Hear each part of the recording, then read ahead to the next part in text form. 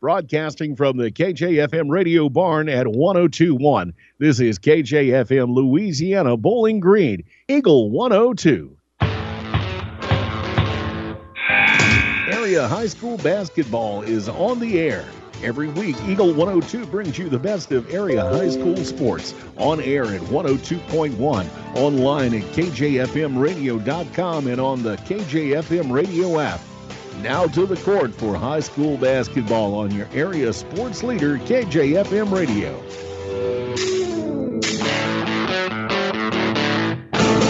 Marion Everhart, Zach Evans are ready for you here tonight as we've got girls semifinal action here from the Clopton Invitational Tournament.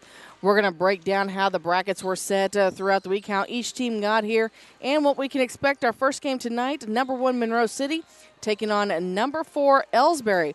We'll tell you all about it during the Bowling Green Pharmacy pregame show next on Eagle 102.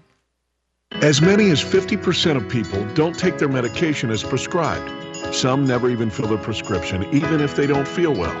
Missing or not taking medication can be deadly. For questions about medication, your local Health Mart pharmacy is here to help. For fast, friendly service and affordable prices every day, visit your local Health Mart pharmacy, Bowling Green Pharmacy, located right on the square at 8 North Court in Bowling Green. This is Tracy Brookshire with the Pike County Health Department. With community transmission cases increasing in Pike County, it's becoming more difficult for healthcare providers to contact positive cases the same day these results are received. The state of Missouri has mandated that we prioritize first the investigations for school exposures, individuals 65 years and older, and cases associated with long-term care facilities. Those that do not fall into those categories will likely experience a delay in initial contact. Therefore, we have made some changes with our calling procedures to help streamline and make our calls more efficient. It is critical that if you have received a positive result or know you have been exposed to someone with COVID-19, you need to begin a 14-day quarantine starting from when your symptoms began or the last day of exposure to the positive case. Your patience awaiting your initial call from our office is very much appreciated. Visit our dedicated COVID page on our website, pikecountyhealth.org, for more information. Show off your school pride today with the Bulldog debit card from Bank of Louisiana. Every time you use your Bulldog debit card, Bank of Louisiana will make a donation to the Louisiana School District. Stop by the bank today and get your new Bulldog debit card so you can start supporting the teachers and students with every swipe. The Bulldog debit card from Bank of Louisiana. Member FDIC. Bringing you all the action from the Eagle 102 broadcast booth, sponsored by Family Drug in Louisiana. It's time now for the Eagle 102 pregame show, sponsored by Bowling Green Pharmacy. Well, Zach Evans will be with us here in just a little bit. The Clopton boys just wrapped up their practice a few moments ago, so he's getting changed, and he'll join us here in the Family Drug broadcast booth as we have 2 games for you here tonight on KJFM. 2, actually, technically we have 4. We have 2 here in the new gym, 2 in the old gym. Let's talk about the 2 here in the new gym, which is where we're at tonight. Number 1, Monroe City will be taking on number 4, Elsberry. Monroe City got here after they opened on Monday night against number 8, Louisiana. Got that win handedly, 81-13. Elsberry, however, had a little bit of a, well, I'm trying to think of the word. It wasn't quite as easy of a trip for them here in the championship semifinals, as they had to go to overtime to beat number 5 seed Silex. They got the win by 10, 48-38. Our second game tonight will be number 2 Clopton taking on number 6 Winfield. That's right, you heard me. It was the first upset of the tournament. It was on Monday night, and it's also 2 overtime games. Clopton beat number 7 Wright City. Again, fairly handedly, 59-27. But then Winfield had to take it to overtime on Monday night to get the win over Mark Twain, 55-53. So a little bit closer. And, of course, we'll talk more about that game as we have the pregame for that one right around 7 o'clock. This game here on Monday night, as far as Monroe City goes, you heard 2 key names. And there are the 2 key names that you're probably going to hear all night, or probably all week. Hallie Dyer, she was quite on fire, had several steals, more steals than I could keep track of. And then Riley Quinn. Riley Quinn is the leading scorer for the Lady Panthers. She averages about 18.7 points a game, about 8.8 rebounds a game. Hallie, on the other hand, she acted like she was the leading scorer as she put up big numbers on Monday night as well. But she also leads in assists and steals. So we'll keep an eye on her. As for Elsberry, they had a little bit of change in some of their players, but a lot of familiar names back. that we've seen over the years. As in Kylie Kinsler will be the one that will be leading the Lady Indians on the court tonight. She's the senior leader for the Lady Indians. Also in there, Kelsey Plasfer, she was in there. We heard her name quite a bit. Mackenzie Gladney, again, names Peyton Robinson, all names that we've heard and her are very familiar with regarding the Elsberry Lady Indians. We're going to talk about keys to the game for you coming up here in just a few moments as the Bowling Green Pharmacy pregame show continues here on Eagle 102. It's a great time to buy or sell a home. I'm Vicki Cadwalder, and I take pride in offering skills that make the process go smoothly from beginning to end. Even after closing, I enjoy staying in touch and being there to help you if you have any other needs or questions.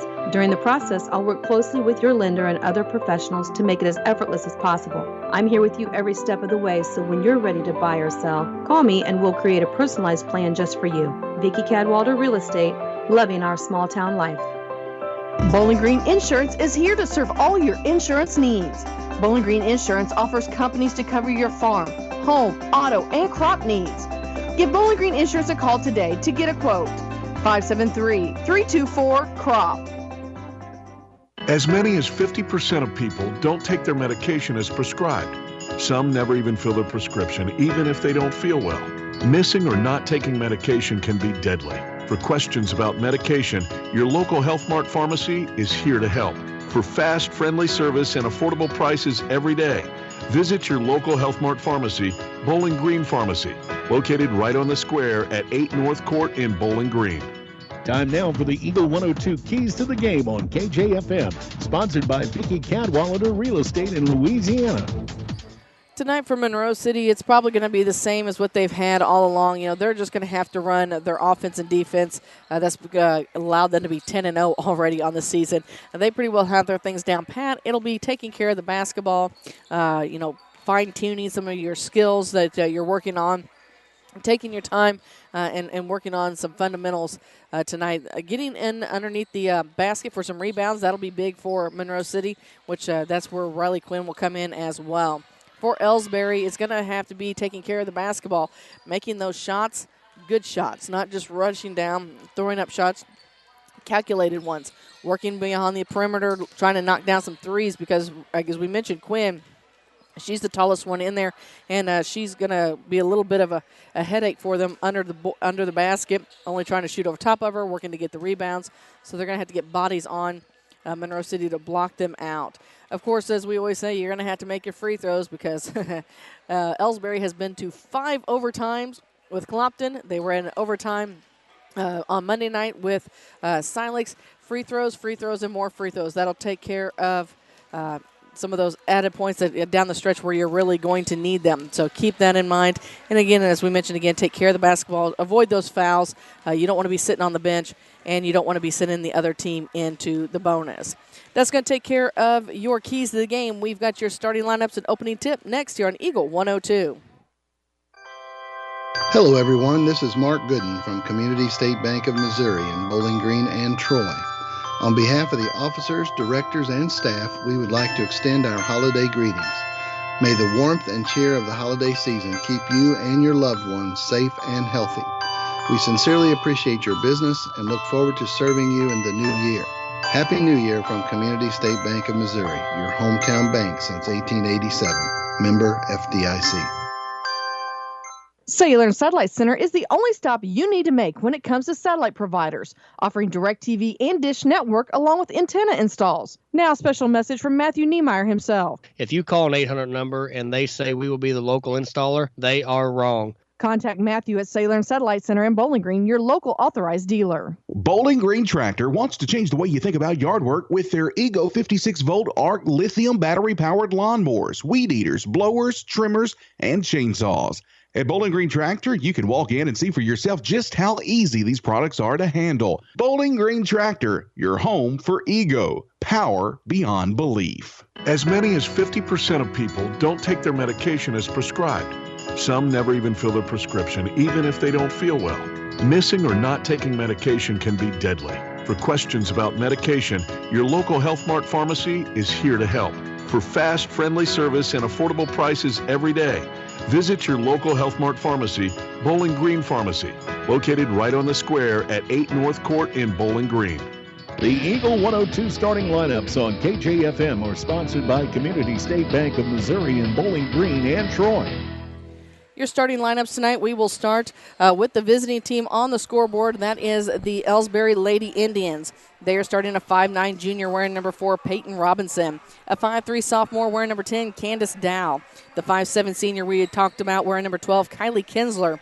A 5'8" sophomore wearing number 15, Mackenzie Gladney. And a 5'9" junior wearing number 20, Kelsey Plasfer. Starting for Monroe City, it's the same lineup they had on Monday night. They're starting a senior wearing number 11, Clara Miner. A senior wearing number 12, Hallie Dyer.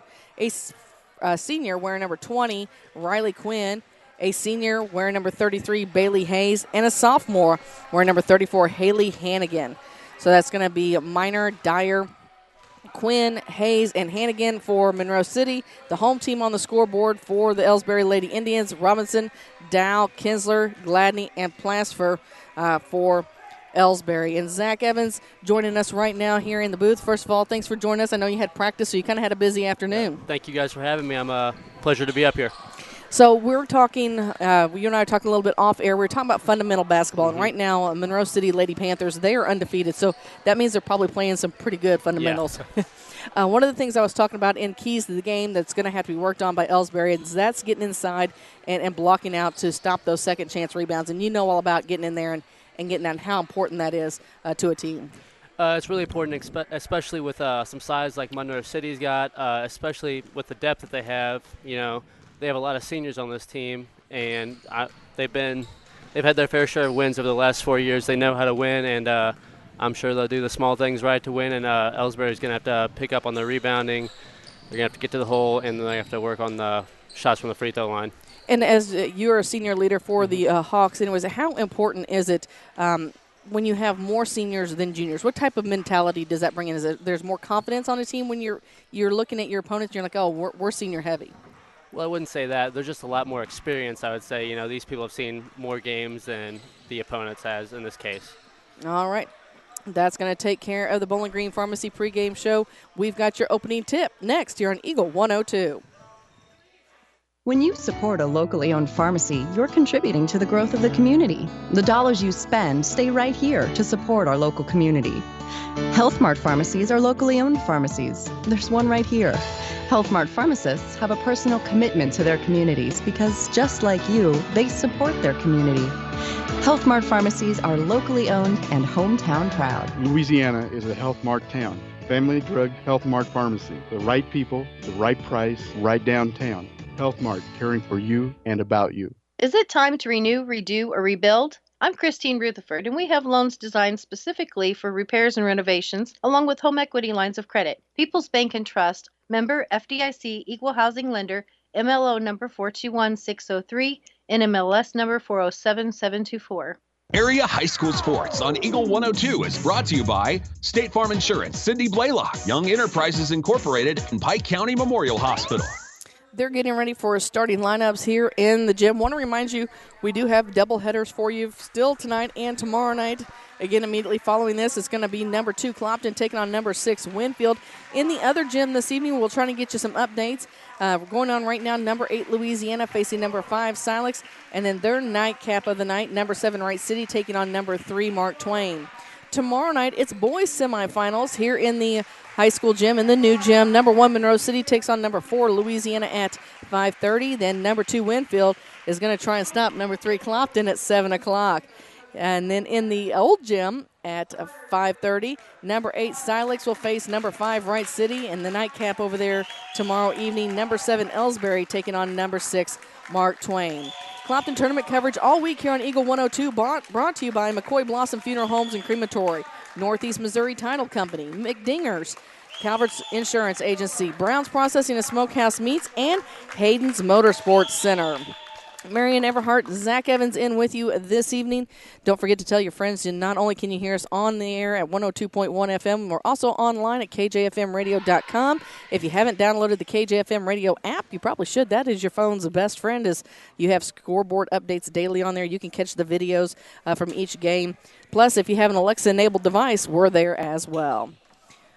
We're set. Elsberry will be moving from our right to left, as it looks like Robinson will be jumping center against Quinn. Plasford will be jumping center against Quinn. Ball's up in the air and is controlled by Dyer for Monroe City. Elsberry sets up in their 1-2-2 zone. Over on the near side with it is Minor. Minor skips it up top. Now they swing it over to the far side back to Dyer. Dyer back in the near corner to Minor. Minor looks to drive the baseline inside to Quinn. Quinn spins. Her shot's up and good. And just like the other night, Riley Quinn spins along that baseline and puts 2 points on the board early for Monroe City. And a quick turnover here. Elsberry turns it over on the inbounds. Monroe City's going to take it out of bounds on the sideline there. So that's going to be Hayes to inbound the basketball to Dyer. Dyer back to Hayes over in the far corner. She looks to go inside, but that is denied in there. The turnover for the Monroe City as they get in the hands of Dow. Dow takes it to the hole. Her shot's partially blocked. It's going to go out of bounds. Last touched by Monroe City. That was Clara Minor there with the block. Big block in there from probably one of the shortest girls on the court. She and Dow may go tip for tap there. Kinsler inbounds it to Dow. Dow lines up for the three. Long. And it's off there. It's a little long in the hands of Monroe City. Minor with the basketball back to Dyer. She brings it across the timeline. Skips it over in the far corner to Hayes. Hayes lines up for the three. It's off the mark. Rebound in there by Quinn. We said Quinn averages just under 9 rebounds a game. Hayes brings it back to the top, now near center, and is taken away by Dow. 2 turnovers here from Monroe City. That's something we didn't see the other night, as Dow has it knocked out of bounds as she was looking for that pass. Dyer slaps it out, so Elsberry will inbound it under their own basket along the baseline. Oh, they're calling a foul. On number 12. That would be Dyer. That is her first. Team's first. Kinsler inbounds it to Plasford. Plasford takes it back up between the circles. Man-to-man defense from Monroe City. Brings it near side to Kinsler. Kinsler eyes the three. Her shot's up off the front of the rim. With the rebound again is Minor. Minor pulls down that rebound again. Her and Dow probably stand about 5'5", if I'm a betting person. Dyer takes it to the block, extended, feeds it inside to Quinn. Quinn spins inside. Her shot's up and good. All 4 points here from Monroe City come from Quinn with 6.5 to go in the first quarter. She's getting it started early. Dow brings it across the timeline, pulls up on the arc, finds Gladney underneath. Her shot's partially blocked by Hagan. Goes out of bounds. It rolls off Hagan's leg. And now it'll be Elsberry inbounding the basketball again. Coach Carrie Koch now directing her Lady Indians. Gets it to Dow, top of the key. Working around over on the arc, brings it back between the center circles. As Elsberry sets up the offense, they look to swing it to Plasford over on the far wing. Looks inside, down in the corner. They feed it cross court to Kinsler. Her shot's blocked, and Minor comes away with it again. So for being the little thing, she packs a punch. Block in the game. Yeah, she packs quite a punch. Dyer into Quinn. Quinn works it around. Her shot's up off the glass, a little hard with the rebound is Robinson. Robinson kicks it out to Dow. So Dow pushes it across the timeline, looks for the screen, doesn't need it, takes it all the way in the paint. She works it around, dishes it off, shots up. It's no good, ball's loose. Coming away with it is Dyer. Dyer's headed back the other direction. She pulls up on the wing in the middle of the bench of Elsberry, gets it to Minor. Minor works around to everybody, takes it to the hole. No bucket, but she draws the foul. She's headed to the free throw line. Tell you what, they're going to have to keep their eye on her. I'm kind of by the way things are going here. I don't think Monroe City quite expected this out of Elsberry. No, they're playing good defense coming out. They're forcing Monroe City to take some tough shots, and I hope they can keep it up. Let's keep a close game here in the semifinal. First free throw shot's on the way and good. Minor with the first free throw. 5-0 is our score. 5.5 to go here in the first quarter, as Minor sets for her second. Shot up on the way. Off the rim, no good, and they're going to call a lane violation. So she'll get to do it again. I think sometimes when you're on the line, the person shooting the free throw, if they see somebody leaning, they might hold it an extra second or two just to see if they get that violation. It's almost cruel intentions there. Tactics. Second free throw shot is good. So the violation's wiped away, and it's a 6-0. Again, 5.5 to go in the first. Not quite full court pressure. Looks like they've gone to a zone defense here as Dow works it, tries to avoid the trap. The bounce pass inside to Gladney. Kicks it out to Kinsler. Kinsler shots up. It's no good. They're fighting for a rebound, and we're going to have a jump ball. Elsberry's going to keep it on this one. Plassford did a nice job getting some position inside with Quinn, not giving her the extra strength she needs or the position there to rip that ball away from her. And she was able to get there and hold on. They're going to hold on and let Winfield get in the locker room. I hate to break it to them. We're not in the old gym. There's plenty of room. We can go. There you go. Kinsler slaps the basketball. the Lady Indians move. They throw it up to Dow. Dow over on the far wing brings it back between the circles. She's guarded in there by Dyer. Brings it to the near side, tries to avoid the trap. Picks up her dribble, needs some help, and gets it to Plassford, except for it's going to be kicked by Minor. So Kinsler will now inbound the basketball right next to, or between the scorer's table and Monroe City's bench. Kinsler slaps the ball. She looks, gets it right into Plassford. Plassford to Dow. Dow back to Plassford. Her shot. Partially blocked. It is.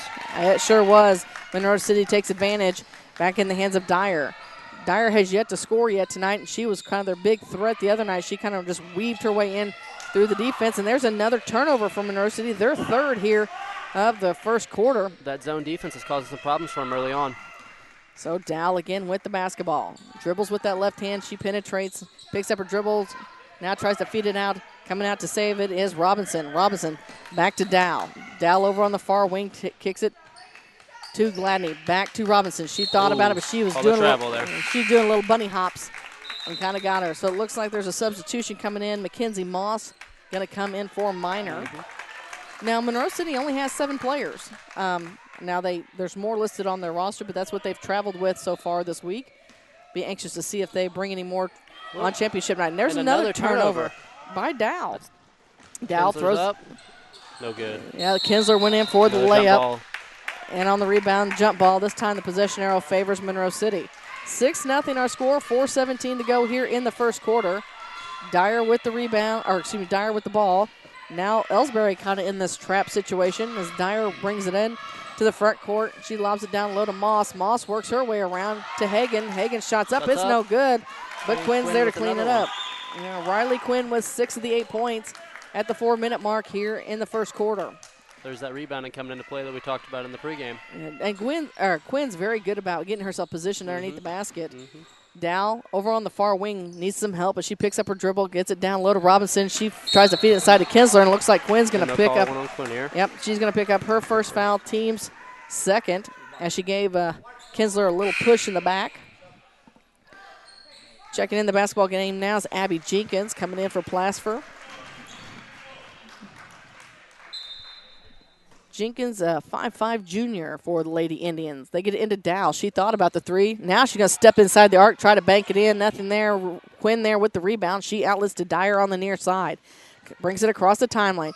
Takes it in the paint. She works her way around everybody. That's the move she was doing the other night. Quinn gets with another rebound and a putback. Another rebound, and she cleans it up. Coach Carrie Coke Dow wants to talk to her team. We'll take a break to hear from some of our sponsors. With 3:27 to go in the first, Monroe City leads Elsberry 10-0. You're listening to high school basketball on Eagle 102.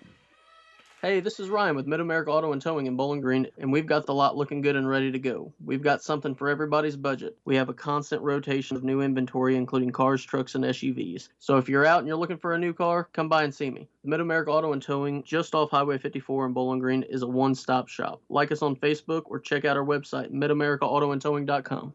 High school sports on KJFM is brought to you by Abel's Quick Shops, Mike's Tire and Service Center, and All Parts.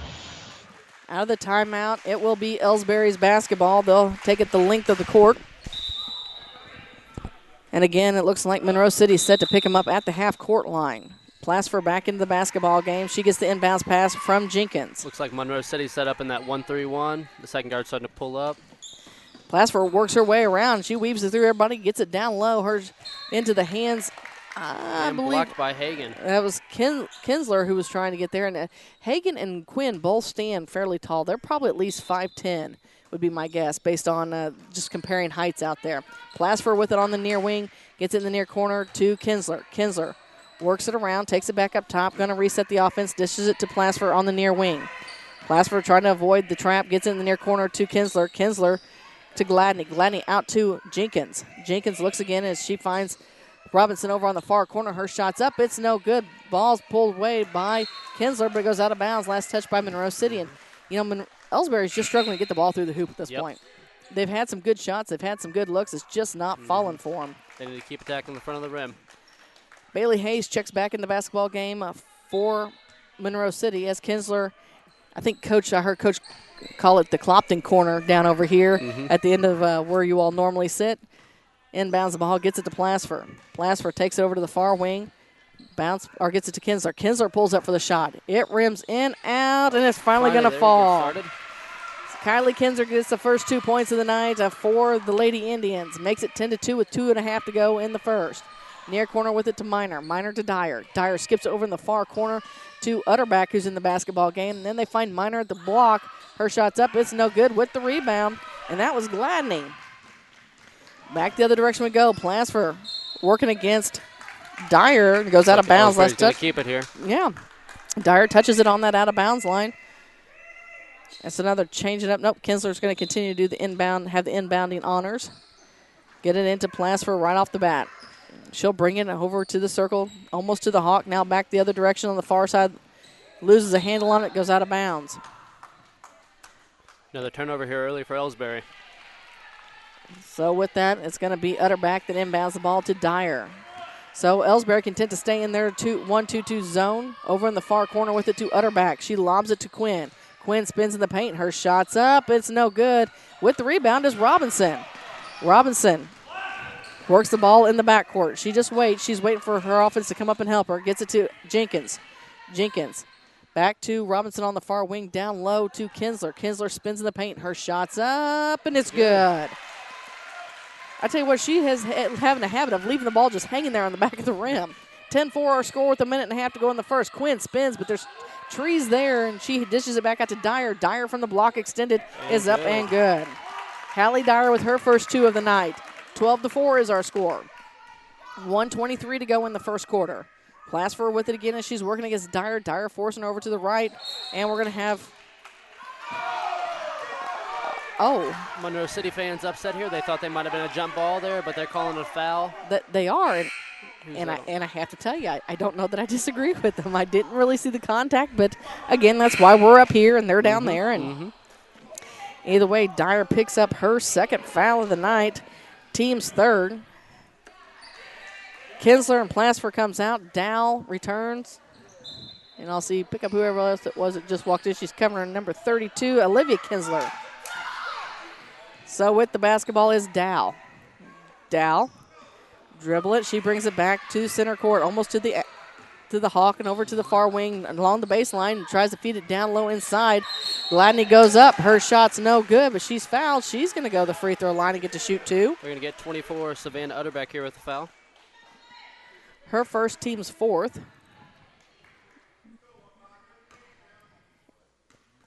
Is that Kinsler at the free throw line? First free throw shot, Gladney. And no good.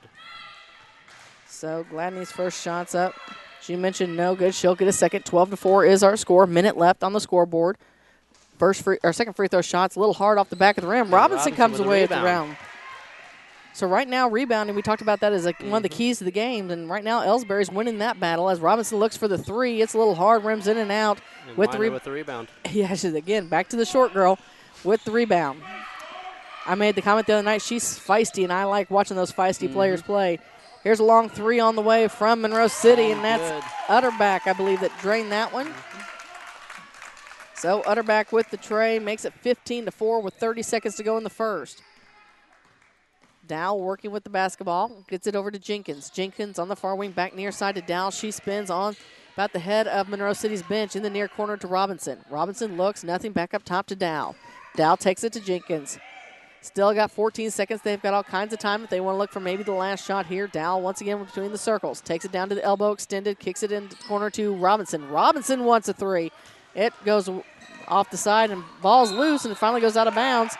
They're going to say last Monroe touch. City's going to keep it here. Yep, last touch by Elsberry. So with 1.2 seconds, that's pretty much how this first quarter is probably going to end unless there's some magic that they've got on their hands. Here's Minor. Long half-court shot is no good. And that is how the first quarter ends. Monroe City leads Elsberry by the score of 15-4. We've got second quarter action coming your way next here on Eagle 102. I'm Tylee Mills, the CEO of Pike County Memorial Hospital. You've heard it from your friends, family, and even neighbors. They choose Pike County Memorial Hospital. Quality care from quality people. Pike County Memorial Hospital. Farmers, the crew at Mike's Tire and Service Center is here to serve you. They know the hours you put in, which makes it difficult to get that equipment in for service. Therefore, they offer on-the-farm tire repair. Hi folks, my name is Cody Kirkendall, Mike's Tire and Service Center, located on Business Highway 61 in Bowling Green. Hear all the action from the Eagle 102 broadcast booth, sponsored by Family Drug in Louisiana. With the second quarter starting, it is Monroe City leading Elsberry by the score of 15-4. And Zach Evans, I tell you what, that quarter probably isn't quite what I expected. Monroe City came out, and they didn't quite look as on point as they did on Monday night, but I have a feeling it's not going to take long for them to get back in their groove. Riley Quinn's getting hot early. She's got 8 of their 15 points, getting it done early on the boards as well. I think their length and their zone is causing a lot of problems for Elsberry to get to the front of the rim. Let's see how it plays out here in the second quarter, though. Down with the basketball as the Lady Indians have to start.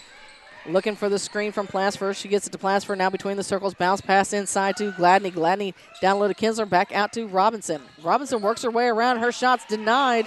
And there with the loose basketball is Dyer. Dyer brings it across the timeline. She skips it over in the far corner. They thought about the three. Now back inside to Quinn. Quinn kicks it back to Dyer. Dyer sets up for the three. It's off the mark, and the only person there for the rebound was Miner. She took it to the hole. Good. So Miner with another two makes it 17-4, 7:28 to go here in the half. Plasfer brings it across the timeline over on the far wing and going to get away with the double dribble. Ball's loose, and now they're going to tag Monroe City with a foul. They're going to get Bailey Hayes with their first personal.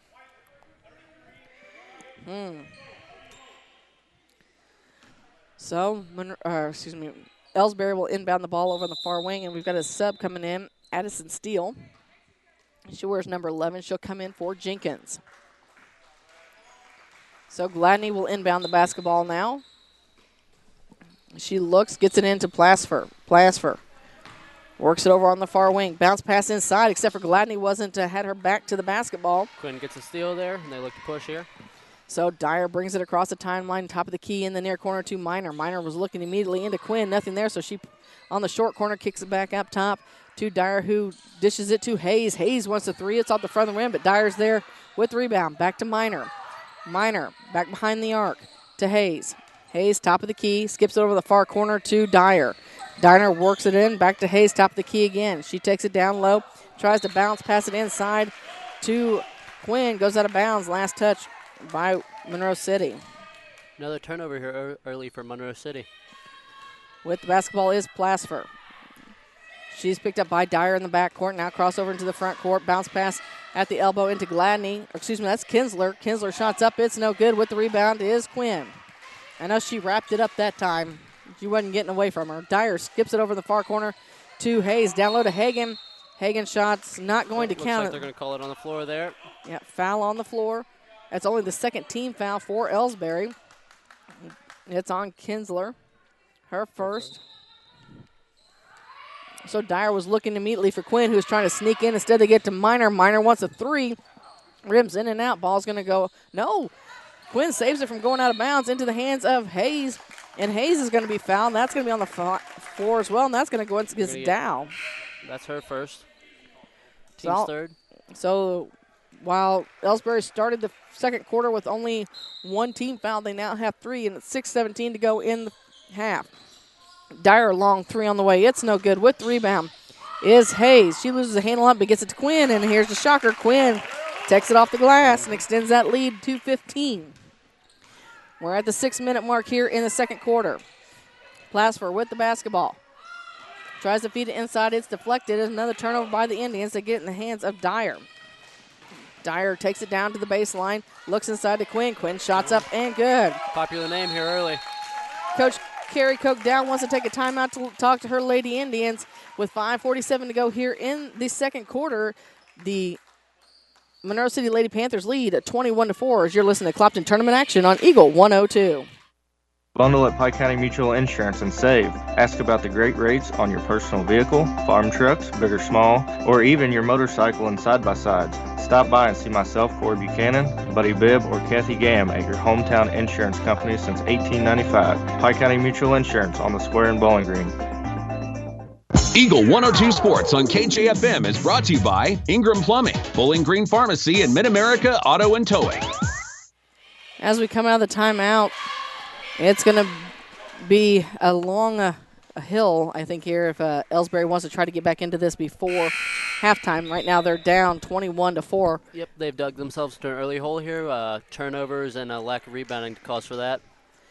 And so we're getting ready to start here. It's going to be Elsberry's basketball. Inbounding the ball will be Steele.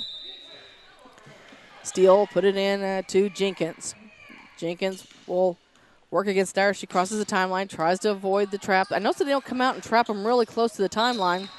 And now Hagen's going to pick up a foul as she went to slap it over the back and made a little contact. So that'll be the 16th foul. Her first.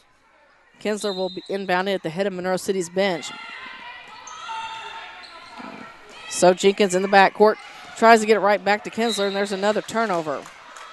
Just a miscommunication there. That's sloppy. You got to clean that up. And so Kinsler had inbounded to Jenkins, went to walk to her position, had her back turned, and Jenkins thought she was feeding it right back and went out of bounds, and now it's in the hands of Dyer. Zone defense staying in place for Elsberry. Quinn with it over on the far wing, looks down low to Hagen. Hagen's all alone underneath the basket. She takes advantage. Makes it 23-4, 5:16 to go here in the second quarter. Kinsler with it over on the far wing. She looks to, as they still have that trap, they're not an aggressive trap. They're just kind of shutting it off. Ball's loose, and Kinsler comes away with it. And they're going to send Kinsler to the free throw line for a 1-and-1 after Moss picks up a foul.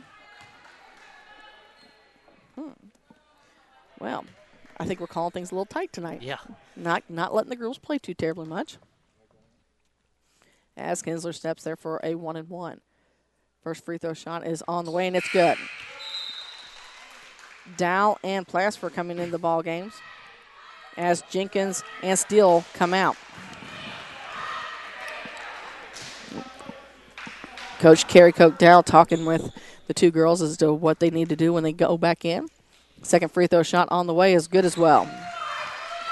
Elsberry's got 6 points. Kinsler's got all of them.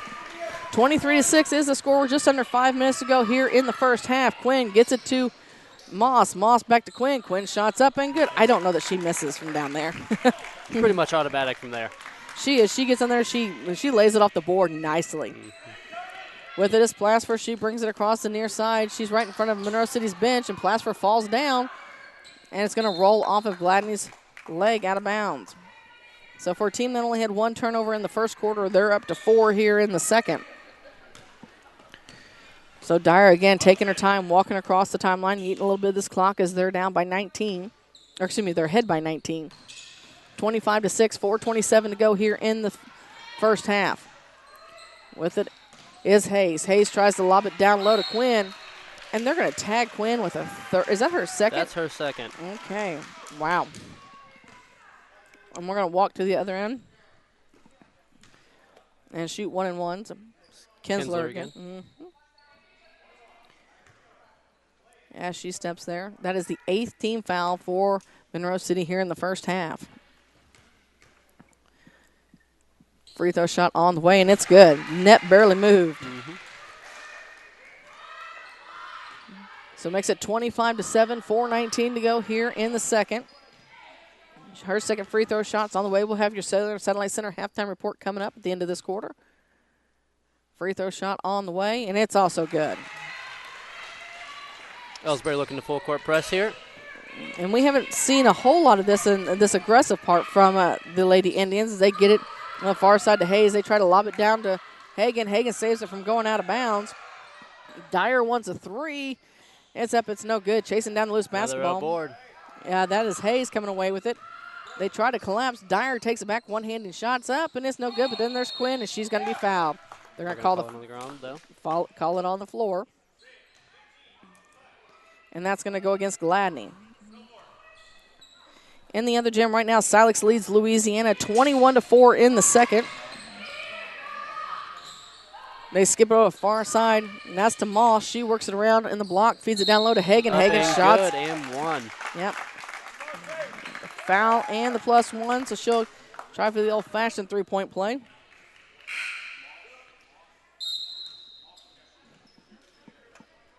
Did they put up who they called it on? Oh, there it is. They're calling it on Robinson. We'll pick up all the substitutions here in a minute. There's quite a few. Hagan's going to try and make it a 20-point game here with 3:46 to go in the second quarter. Free throw shots up and good. It's one of those ones that kind of took it a little while to find its way into the hole, but once it did, it was good. Makes it all much sweeter. Is that how that works? Mm-hmm. Okay, just checking. So Plassford with the basketball for the Lady Indians. Jenkins on the court now, along with Kinsler, Peyton, Robinson, and the other Kinsler, Olivia. There's a steal by Dyer. Dyer takes it to the hole. Her shots up and good. So we have Olivia and Kylie on the court for the Kinslers, so we'll refer to them by their first name. Plassford loses a handle on it. Ball's loose. They're wrestling for it on the ground. It's going to be a jump ball. Possession arrow favors Monroe City. So Dow returns to the game for Plassford. Still a little full court man-to-man defense here as Jenkins has to, no, they try to trap as Dow run back there, try to get to Etterback. Etterback skips it far side to Minor. Minor's going to take it right in the paint. Bounce pass to Quinn. Count the bucket and the foul. There she is again. 2, 4, 6, 8. I got her at 16 points, if my addition as well. That's what I got her at too. All from about the same spot, I'd say. Alyssa Love checking in the basketball game now for Kylie, because that's her second. Free throw shot on the way, and it's money. 17 points here in this first half, and it's 33-8, all Monroe City.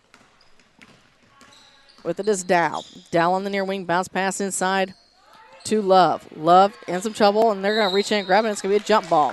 This time, Elsberry's going to keep it on this one. Yeah, this time possession arrow favors the Lady Indians, so Jenkins will inbound the basketball right at the head of Monroe City's bench. Jenkins looks. Gets it into Olivia. Olivia tries to get it down low to Steele. However, now the ball's loose and Steele gets it back. Looks like they're going to call travel there. They are going to call travel. Bailey Hayes got in there and had slapped the ball down to deflect it to cause that, and then they got on the floor to get the loose basketball, but they moved, and of course that leads to that travel call. So Dyer with it now, top of the key, brings it near side to Utterback. Utterback to Minor. Minor between the circles, skips over the far corner to Dyer. She eyes the three. It's hard off the rim. Coming away with the basketball is Dow. She throws a long pass up to Robinson. Robinson takes it off the glass and adds two more for the Lady Indians. Makes it 33-10 with 2:28 to go in the half. Dyer finds Quinn. Quinn spins around off the glass, and it's good. Holy cow. She's already beat her average. She averages a little over 18 points a game. She's already beat it here in the first half. Here in the first half. So Dow with it over on the far side. Works it over to Robinson. Robinson eyes a three. Gets it to Kinsler. That's Olivia. Back to Dow. She wants a three, and it's money. Candace Dow with her first points of the night. She makes it a big one with 3 points. Here comes Dyer back the other direction. Dishes it off to Utterback. She wants a three. Are we trading threes? Nope. And holy cow. They're going to hit Quinn there with her third foul. Well, walk to the other end, shoot free throws. And I have a feeling Quinn's about to sit on the bench for a little while. As Hagen's coming in along with Moss. So Quinn and Utterback are having a seat. And at the free throw line is Robinson. This is 1-1. It's only the ninth team foul. First free throw shot's on the way, and it's good. She'll get a second. 35-14, 1:51 to go here in the half. So Robinson's second free throw shot on the way. Off the front of the rim, and the only one's really there for the rebound was Monroe City. So Dyer walks it across the timeline. Still a 1-2-2 zone set up from Elsberry. Moss with it on the near side to Dyer. Dyer in the middle of Elsberry's bench, skips across court to Minor. Minor looks inside. Nothing there, hands it back to Moss. Moss to Hagan, and they're going to call an offensive foul on Hagan. That's her second. Elsberry's going to be in double bonus from here on out.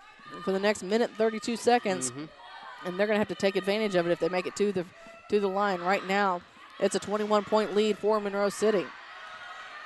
Dow working it across the timeline. She takes over to the far side, picks up her dribble in the far corner with it to Robinson. She eyes another three. It's off the rim, no good. Ball's loose. Hagan comes away with it. She kicks it out to Dyer. Dyer down low, tries to feed it to Hayes, and Hayes is going to have it broken up by, I think that was the other Kinsler. Yep, Olivia. Olivia knocks it out of bounds. No, they call a foul on her. So that's Olivia's first, team seventh. Send Hayes to the free throw line for a 1-and-1. Free throw shot on the way is nothing but net. She'll get a second. Bailey Hayes getting involved here. Second free throw shot. It's off the mark. Miner looked like she was there for the rebound. Rolls off of her and into the hands of Dow. Dow behind that three-point line.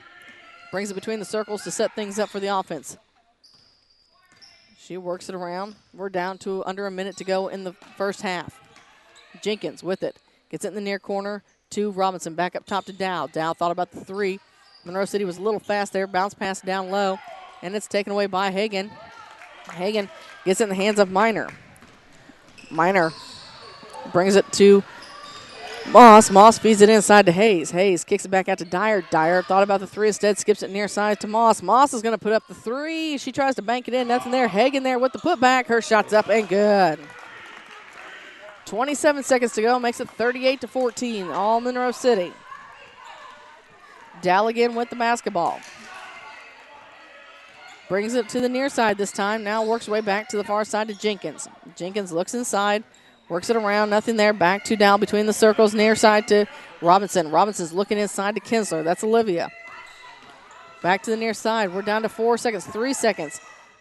Gets it to Jenkins. Jenkins wants a three at the buzzer. It's off the rim and no good.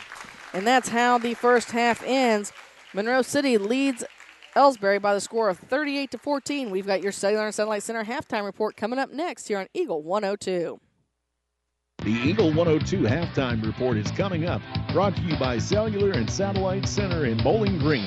Cellular and Satellite Center is the only stop you need to make when it comes to satellite providers, offering DirecTV and Dish Network along with antenna installs. Wait, there's more. They also offer several options for internet service with Viasat, HughesNet, and AT&T. Hold on, there's still more. They can also do security system installations, have TVs in stocks, mounts, and cables. Now, a special message from Matthew Niemeyer himself. If you call an 800 number and they say we will be the local installer, they are wrong. Contact Matthew at Cellular and Satellite Center in Bowling Green, your local authorized dealer. The Mercantile Bank of Louisiana is introducing Merc BK Mobile with the ability to take a picture of your check and deposit it into your Mercantile Bank account. You'll never have to worry about getting to the bank. Find more information by visiting mercbk.com. The Mercantile Bank, located on the corner of 3rd and Georgia Streets in downtown Louisiana. Member FDIC. Ingram Plumbing has always been known for its outstanding plumbing service. But did you know that Ingram's is also the largest retail plumbing supply store in the area? We carry Delta faucets, a complete line of Whirlpool tubs and showers, jacuzzi pumps, and many other specialty items. Stop by Ingram Plumbing today, Highway 61, Bowling Green. Bringing you all the action from the Eagle 102 broadcast booth, sponsored by Family Drug in Louisiana. It's now time for the Eagle 102 halftime report on KJFM, sponsored by Cellular and Satellite Center in Bowling Green. At the half, Monroe City leads Elsberry 38-14. And Zach, at the end of the first quarter, it kind of took, first of all, it took a little while for Elsberry to get on the score. They put up 4 points in the first quarter. Monroe City led 15-4. I think Elsberry got out to a 10-0 run before Elsberry was able to get on the board by Kinsler dropping a field goal. And then she put up she had 2 field goals in the first quarter. And then the free throws kind of helped Elsberry here in the second. Yeah, they took advantage of Monroe City's foul trouble early with the 2 bigs going out here and there, and they got to score some points, no clock moving at all, which is very beneficial to them. In the second half, I think Elsberry's got to rebound better. You know, we talked about it in the pregame. The Monroe City bigs are getting easy ones on them. And if they want any chance at coming back, they're going to have to start at the defensive end and clearing the boards. They are. In the first quarter, we kind of saw it look like Elsberry was winning the rebounding war between the two. But then I tell you what, Monroe City just is almost like they're like, okay, let's just see what we got here in the first quarter. And then the second quarter, that was the Monroe City team we were used to seeing. They really turned it up. They turned it up. They had the turnovers. They had the rebounds. As we mentioned, Riley Quinn, their big girl, their number one rebounder, their number one leader in points. She has 19 here on the first half. She averages 18.8, I think is what they officially said. She has 3 fouls, so that's probably going to play a little bit into the second quarter or second half to see how much we see her. Do you think we'll see her start the second half, or you think they'll sit her? I imagine they will. In this case, you don't want to. I don't want to say let a sleeping dog lie, because Elsberry can wake up quick and they can get it going. I say Monroe City needs to keep it on and push it as hard as it can. Quinn needs to just keep eating at the front of the rim. She's doing great right now. Also scoring here for the Monroe City Panthers, Clara Miner and Hallie Dyer each have 4. With 3 is Savannah Utterback. Haley Hagan also has 7 on the night, and Bailey Hayes has added a free throw to the evening. For Elsberry, most of their scoring has come from Kylie Kinsler. She has 8. 4 of those come from the free throw line. And then Candace Dow and Peyton Robinson each have 3. Speaking of free throws, both teams shooting pretty well from the charity stripe. Elsberry is 5 for 8, and Monroe City is 5 for 6. And we weren't counting that lane violation. That was the one that was missed early by Clara Miner, but she ended up getting that freebie, and then she sunk that one. So good free throw shooting by both teams. Took advantage of the mistake there by Elsberry. We're going to take a break here on the Cellular Satellite Center halftime report. We'll get you updates from the other gym coming up in just a little bit. Plus, we'll talk about games that are still going on this evening and set up tomorrow night boys semifinal action as you're listening to the 25th Annual Clopton Invitational Tournament on Eagle 102. Cellular Satellite Center is the only stop you need to make when it comes to satellite providers, offering DirecTV and Dish Network along with antenna installs. Wait, there's more. They also offer several options for internet service with Viasat, HughesNet, and AT&T. Hold on, there's still more. They can also do security system installations, have TVs in stocks, mounts, and cables. Now a special message from Matthew Niemeyer himself. If you call an 800 number and they say we will be the local installer, they are wrong. Contact Matthew at Cellular and Satellite Center in Bowling Green, your local authorized dealer. Daily life is a bit different right now than what we're used to, but let's remember that this too shall pass and try to find ways to keep positive, help others in need, spend quality time with family, exercise, pray, do something that helps you feel empowered and moving forward. Vicki Cadwalder, Real Estate, praying for good to come out of trials.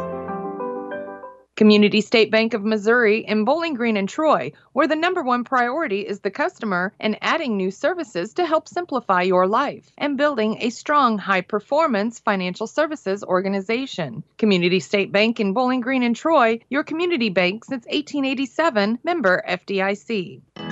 As many as 50% of people don't take their medication as prescribed. Missing or not taking medication can be deadly. For questions about medication, visit your local Health Mart pharmacy, Bowling Green Pharmacy, located right on the square at 8 North Court in Bowling Green. Area High School Sports on Eagle 102 is brought to you by Community State Bank of Missouri, Family Drug, and Pike County Health Department, Home Health and Hospice. At the half here in the new gym, it's Monroe City leading Elsberry 38-14. In the other gym, it's Silex leading Louisiana at the half 25-7. Game still coming up tonight. We've got more girls action. Immediately following this game, it's going to be number 2 Clopton taking on number 6 Winfield. After Winfield took Mark Twain to overtime on Monday night to get the win, 55-53. The nightcap game in the old gym is number 7 Red City taking on number 3 Mark Twain. Then tomorrow night, it's boys semifinal action. Number 1 Monroe City will take on number 4 Louisiana, number 2 Winfield, and number 3 Clopton. You're all going to have a bit of a rematch. Didn't you all have that like last year? A nice little battle there. Yes, we did. Semifinal, same game too. Same game. Do I remember correctly how that outcome came? No, I don't, do I? I think we should talk about it, Marianne. We're looking for a different outcome tomorrow night. Is that what we're trying to say? Yes, ma'am. All right. And I got a chance to see you all practice a little bit today, and I think Coach Francis has you all fine-tuned. If not, you're going to get yelled at. We're going to get yelled at either way, Marianne. Yes, you all do. The other games tomorrow night in the old gym, number 8 Silex will take on number 5 Wright City. Number 7 Elsberry will take on number 6 Mark Twain. Want to remind you, as we've been talking about sponsors here all week, McDinger's been running specials. If Clopton wins, boys or girls, they do 50% off their appetizers the next day. That's correct. And I noticed the girls got some half-price appetizers on Tuesday. You all insured people got half-price appetizers today, and looks like you're all going to try to extend that all week long. And a nice special there. Other sponsors we want to thank of high school basketball this week here from the Clopton Invitational Tournament: Bowen Construction, Liggins Flooring, Penrod Real Estate, Wood Smoke Meats, One Multi-Sports Complex, and Midwest Heating and Cooling. That's going to take care of the Cellular and Satellite Center halftime report. When we return, we have second half action coming your way here from Clopton High School on Eagle 102. Cellular and Satellite Center is the only stop you need to make when it comes to satellite providers, offering DirecTV and Dish Network along with antenna installs. Wait, there's more. They also offer several options for internet service with Viasat, HughesNet, and AT&T. Hold on, there's still more. They can also do security system installations, have TVs in stocks, mounts, and cables. Now, a special message from Matthew Niemeyer himself. If you call an 800 number and they say we will be the local installer, they are wrong. Contact Matthew at Cellular and Satellite Center in Bowling Green, your local authorized dealer. Need a little good news in your life? State Farm has new, lower car insurance rates in Missouri, so you can now get the service and convenience of State Farm agent Cindy Blaylock at an even better price. Call me today at 573-754-5575. Like a good neighbor, State Farm is there.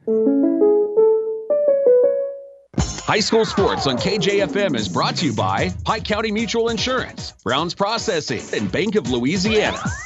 We're getting ready to start the second half here. Number 1, Monroe City leading number 4, Elsberry, 38-14. And it looks like it's going to be Elsberry's basketball to start. They are now moving from our left to right. Looks like we have all the same starters on the court this evening. As you mentioned, they did put Quinn back in. And I'm sure that she's probably been given some instructions as to make it to the fourth quarter. So no, I think Coach refers to them as dumb fouls. Long three-point shot on the way from Dow to start things off. It was over the rim. Hagan with the rebound from Monroe City. Here comes Dyer back the other direction in the far corner to Hayes. Hayes looks inside to Quinn. Quinn takes it off the glass, and she picks it up right where she's left off. That's 21 on the night for Quinn. She's eyeing for that MVP title, yeah. What she's eyeing. With the basketball is Plasfer. Plasfer brings it across the timeline, picks up her dribble, swings it to Dow between the circles. Monroe City staying in their zone defense. There's a kick there by Monroe City, so that's going to have Elsberry inbounding the ball from the sidelines. I'm going to put Ethan on some homework here in just a moment. Plasfer with the basketball. Brings it across the timeline, back to Dow. Dow back over on the far side. Finds Gladney, who gets Kinsler. Kinsler puts up 2 on the evening here to start the second half. That's 10 for her. All right, Ethan, your goal is to look up here and see who scored the most points in a game here at the tournament on girls' side. So with the basketball is Minor. Minor trying to avoid the trap. Look at him. He's right on it. So no, that was by a team. You need down here the individual. That's okay. Ashley Fleming put up 38 points in 2006. So we'll see if Quinn's going to hit that tonight. 40-16 is our score. 6:52 to go here in the third. Hagan at the basket. Her shot short. Ball's loose on the ground with it is Kinsler. Kinsler gets it into the hands of Gladney. Gladney to Dow. Dow working it around, working against Dyer again, trying to work it right into that trap situation. And once they pick up the basketball, they become a little bit more aggressive with it. Plasfer with it, takes it and finds Gladney at the elbow, down low to Robinson. Robinson tries to go cross court. Dow saves it. Ball's loose in the paint. If she goes up, I think if she'd have gone straight up and actually left her feet, she probably would have drawn the foul. But she stayed planted and tried to shoot over top of the long arms of Quinn and Hagan. Ball just goes out of bounds, but Elsberry keeps it. Kinsler into Dow. Dow swings it back up to Plasfer.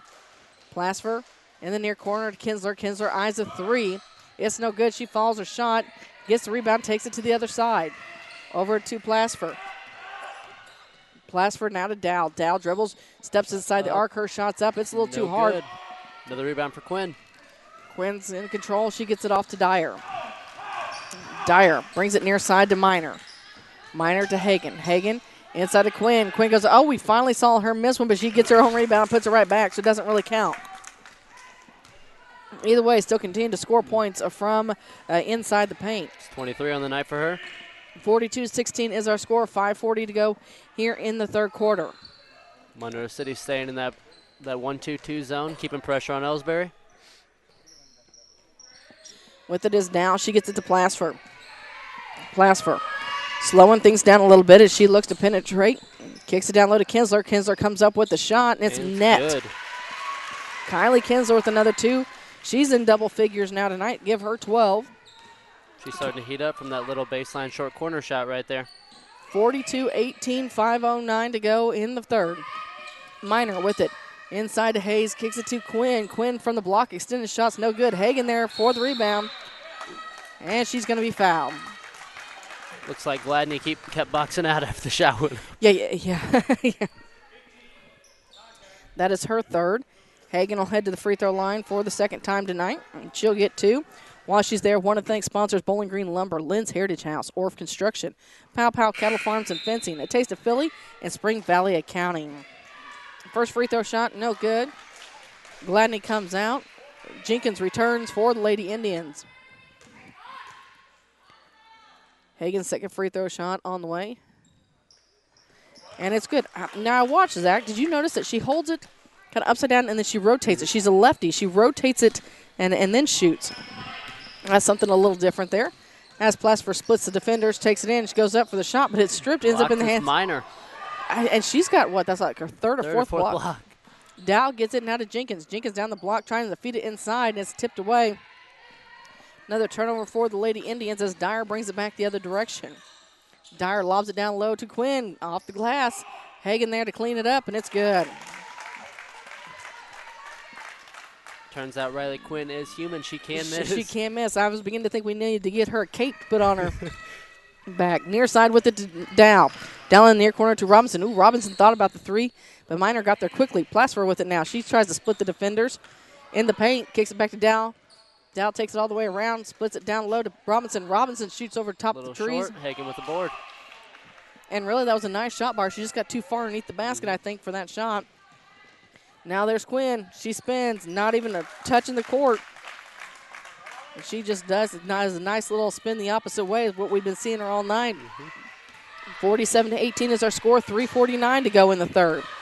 Plasper with it to Kinsler. Kinsler at the elbow. She works her way all the way around, goes up. Gets her on board, puts it up short though. Yeah, she's shooting over top of Quinn, and Quinn, when she's straight up, she's tall to go over top of. Bailey Hayes with it over in the far corner now. Tries to bounce pass it in to Quinn. It goes out of bounds. Last touch by Monroe City. Moss and Utterback coming into the game now along with Olivia Kinsler. Minor and Quinn going to have a seat. Plasper brings it across the timeline. And she walks it across, brings it back to the near side by Coach Dow. Plasper again with the basketball between the circles, takes it to the far side to Jenkins. To Dow. She wants a 3, and it's net. She got it. I tell you what, for being about 5'0", she has a nice 3-point shot. That's her second one on the night. Makes it 47-21.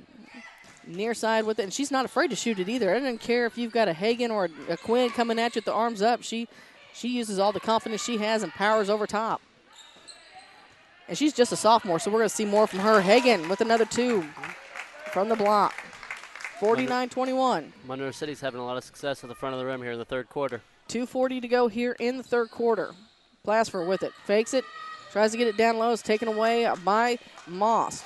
Moss throws it up to Utterback. Utterback finds Dyer. Dyer brings it back near side. A little miscommunication. And Moss tries to chase it out of bounds. You know, Dyer can do a lot of scoring when she wants to. But she seems to be okay being the person feeding the basketball. We watched her the other night. Had a double-digit figures. I don't even remember off the top of my head.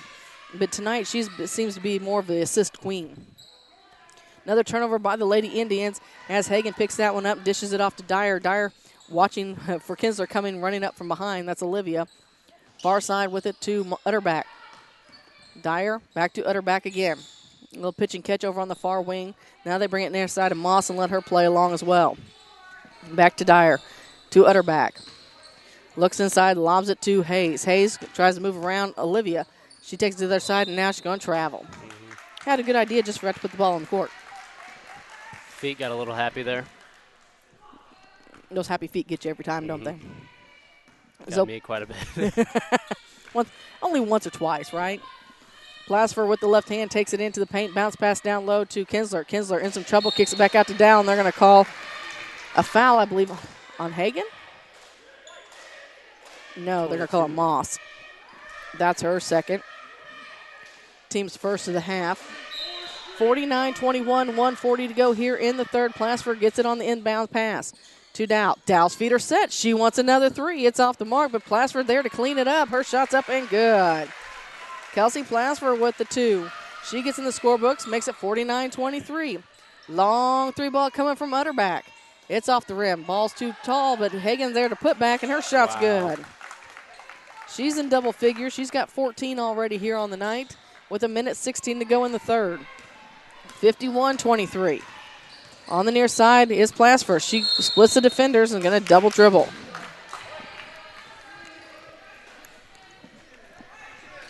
Why they get it set up. Other sponsors of tournament coverage all week include McMailer & Sons Backhoe and Excavating, Rawls County Mutual Insurance, Alicia Koenig, Remax Realty Agent, Craig's Truck and Tractor Service, Pike County Title Company, and Sun Window Company. With the basketball on the far side is Utterback, brings it up top to Moss. Moss skips it near side in the corner to Dyer, who lobs it to Hagan. Hagan's shot's no good, but she's headed back to the charity stripe. Monroe City's very efficient at the front of the rim. If they're not making shots, they're getting fouled. They're getting their own offensive rebound. Kylie Kinsler picks up her third foul, team second of the half. As Hagan, here she goes, she rotates that ball again. Now that I've seen it, I can't unsee it. I'll have to get a look at this. Yeah, because I didn't think at first she was a left-handed shooter. I hadn't really paid that close attention. Because the way she holds it almost like she's right-handed, except for you watch her dribble. So now here she's got her hand underneath and she rotates it over. And it works. Gets the job done. It went right in the hole there, makes it a 52-23 game with under a minute to go. Plasfer brings it again on the near side. She finds a hole, takes it down into the corner, tries to feed it inside to Olivia. Ball goes out of bounds, last touch by Moss. So Olivia will inbound the ball. I guess Olivia's the only Kinsler on the court at the moment. She gets it into Jenkins. Jenkins to Plasfer. Plasfer eyes a three off the front of the rim. With the rebound is Hayes, and Hayes is going to be fouled from over the back. It looks like that's probably going to go. That's going to go against Kinsler. Olivia Yep. Kinsler. That's her second. Team's third. And checking back into the basketball game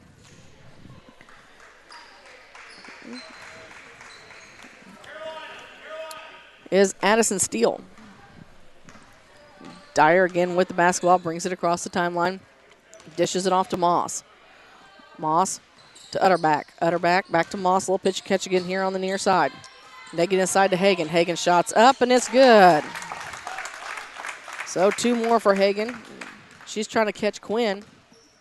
As Plasfer brings it across the timeline, 54-23, 10 seconds to go in the third. And now they're going to call a foul on Dyer. Her third. Little ticky-tack there, but I'm a player. I always think that. I was going to say, yeah, a little biased. Can understand that for sure. Plasfer gets it into Dow. Dow thought about the three, wasn't quite quick enough as Moss came up to Plasfer. Plasfer to Dow. And there's a long three, and that's how the third quarter ends. Monroe City has the lead, 54-23. We have your final quarter of action coming up next here on Eagle 102. Here's one question that has no wrong answer. Are you going to choose the new Shell and Fuel Rewards card to be used at Shell stations, or the Shell and Fuel Rewards MasterCard that can be used everywhere MasterCard is accepted? With both, you save 10 cents per gallon, up to 20 gallons every time you fill up. And you also earn 10% rebates on your first $1,200 in non-fuel purchases per year at Shell stations. See? You can't go wrong with either. Visit www.shell.us/getrewards and apply today. At participating Shell stations only. Terms and conditions apply. Your 401k is likely one of your most important assets, but it's only one part of a comprehensive retirement strategy. Edward Jones can help you understand how your retirement assets fit into your entire retirement picture so you can work toward meeting your unique retirement goals. Contact me, Kayla Caldwell, your Edward Jones financial advisor, at 2604 Georgia Street in Louisiana. Edward Jones, making sense of investing, member SIPC. Hear all the action from the Eagle 102 broadcast booth, sponsored by Family Drug in Louisiana. As we start the fourth quarter, Monroe City leads Elsberry 54-23. In the other gym, it's Silex leading Louisiana 36-12. With the basketball in the near corner is Moss. Moss skips it over in the far corner and is taken away by Love. So they get the basketball in the hands of Dow. Monroe City keeping the full court pressure on. Now Dyer applying that pressure in the backcourt. She's usually alone, but Dow comes up. Now they start to set the trap, but Dow kind of works underneath of her arms there. Finally they get the ball to Kinsler. That's Olivia. And a little shuffle there by Steele. Long shot on the way. It misses everything. It's going to go out of bounds. They're going to say it touched Quinn on her way out. So it'll stay with Elsberry. Just have to check my lineups here because we have Lily Smith in as well for Elsberry. They get it into Love. Love to Steele. Steele wants the three. It misses. It's going to go out of bounds. So we have we have a running clock here, so we got a 31-point lead by Monroe City. 54-23. Here comes Dyer. Dyer brings it down, lobs it in to Hayes, who kicks it over the far wing to Minor. Back near side to Moss. Moss dribbles around. Back in the short corner to Minor. Minor hits And Hayes. one. Hayes takes it to the hole. Her shot's up and good, and she gets the foul.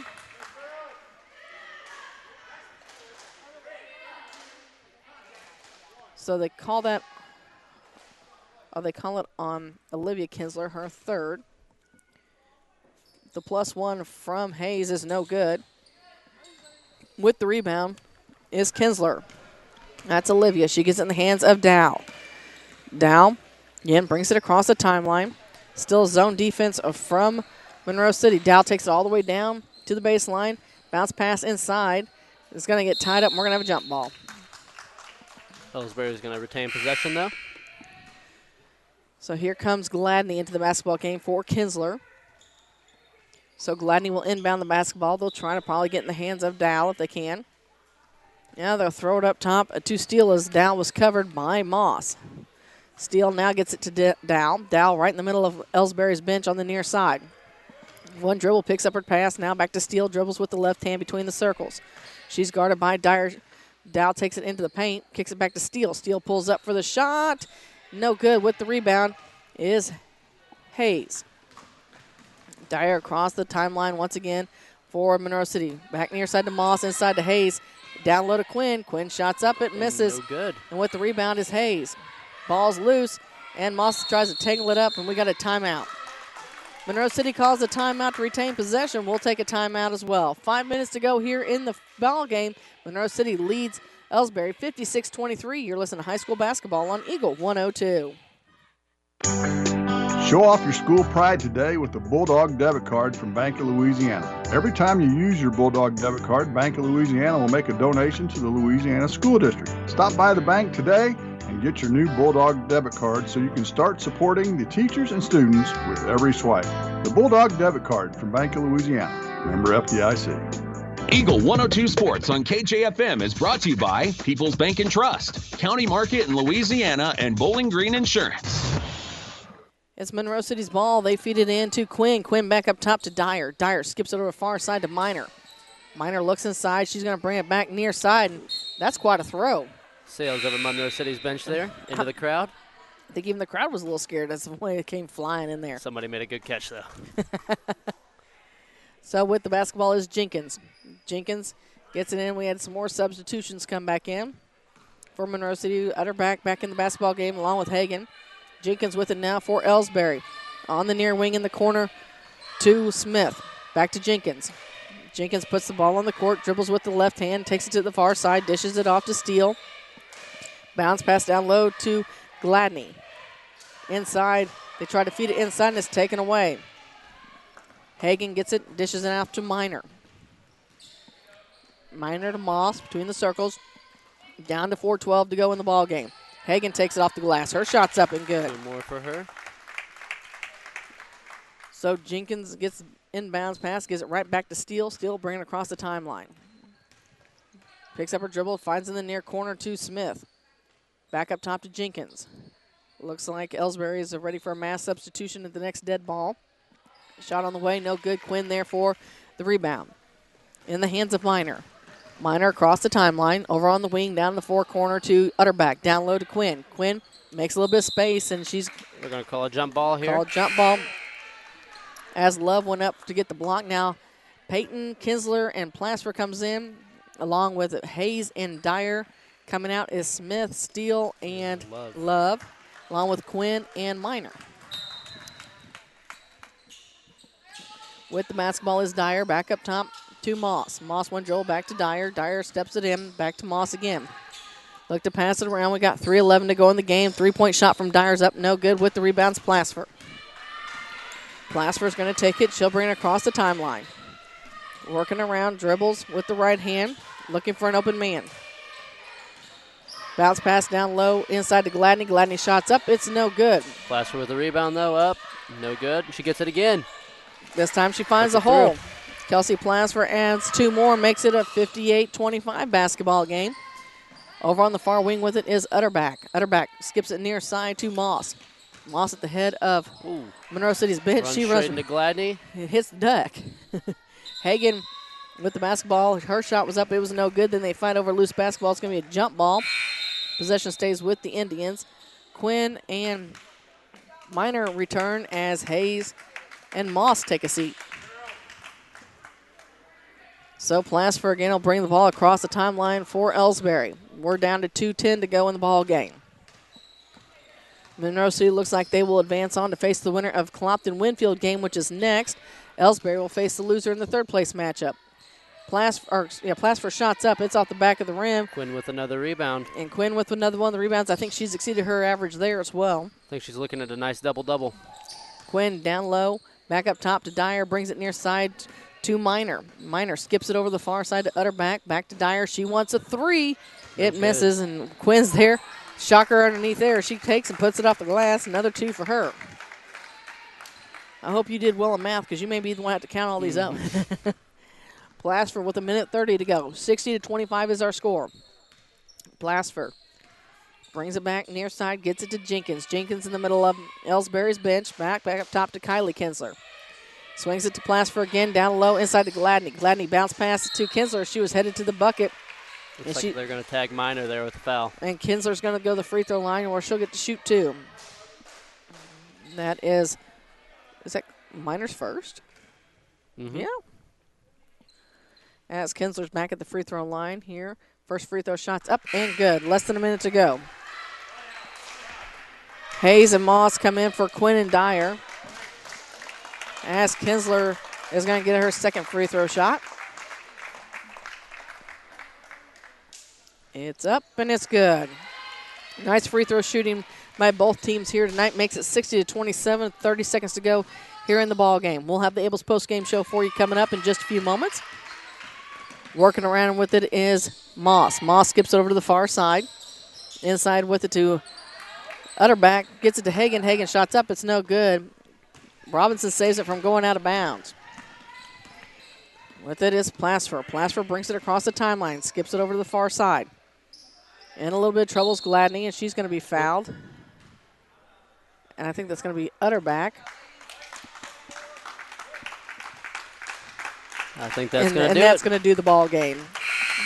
Monroe City wins this one, advances on to the championship game by the final score of 60-27. We have your Abel's postgame show next here on Eagle 102. The Eagle 102 postgame show is coming up, brought to you by Abel's Quick Shops. Here's one question that has no wrong answer. Are you going to choose the new Shell and Fuel Rewards card to be used at Shell stations, or the Shell and Fuel Rewards MasterCard that can be used everywhere MasterCard is accepted? With both, you save 10 cents per gallon, up to 20 gallons every time you fill up. And you also earn 10% rebates on your first $1,200 in non-fuel purchases per year at Shell stations. See?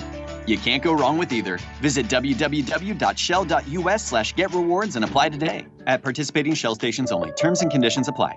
Bowling Green Tractor wants to change the way you think about yard work with their Ego 56-volt ARC lithium battery-powered lawnmowers, weed eaters, blowers, trimmers, and chainsaws.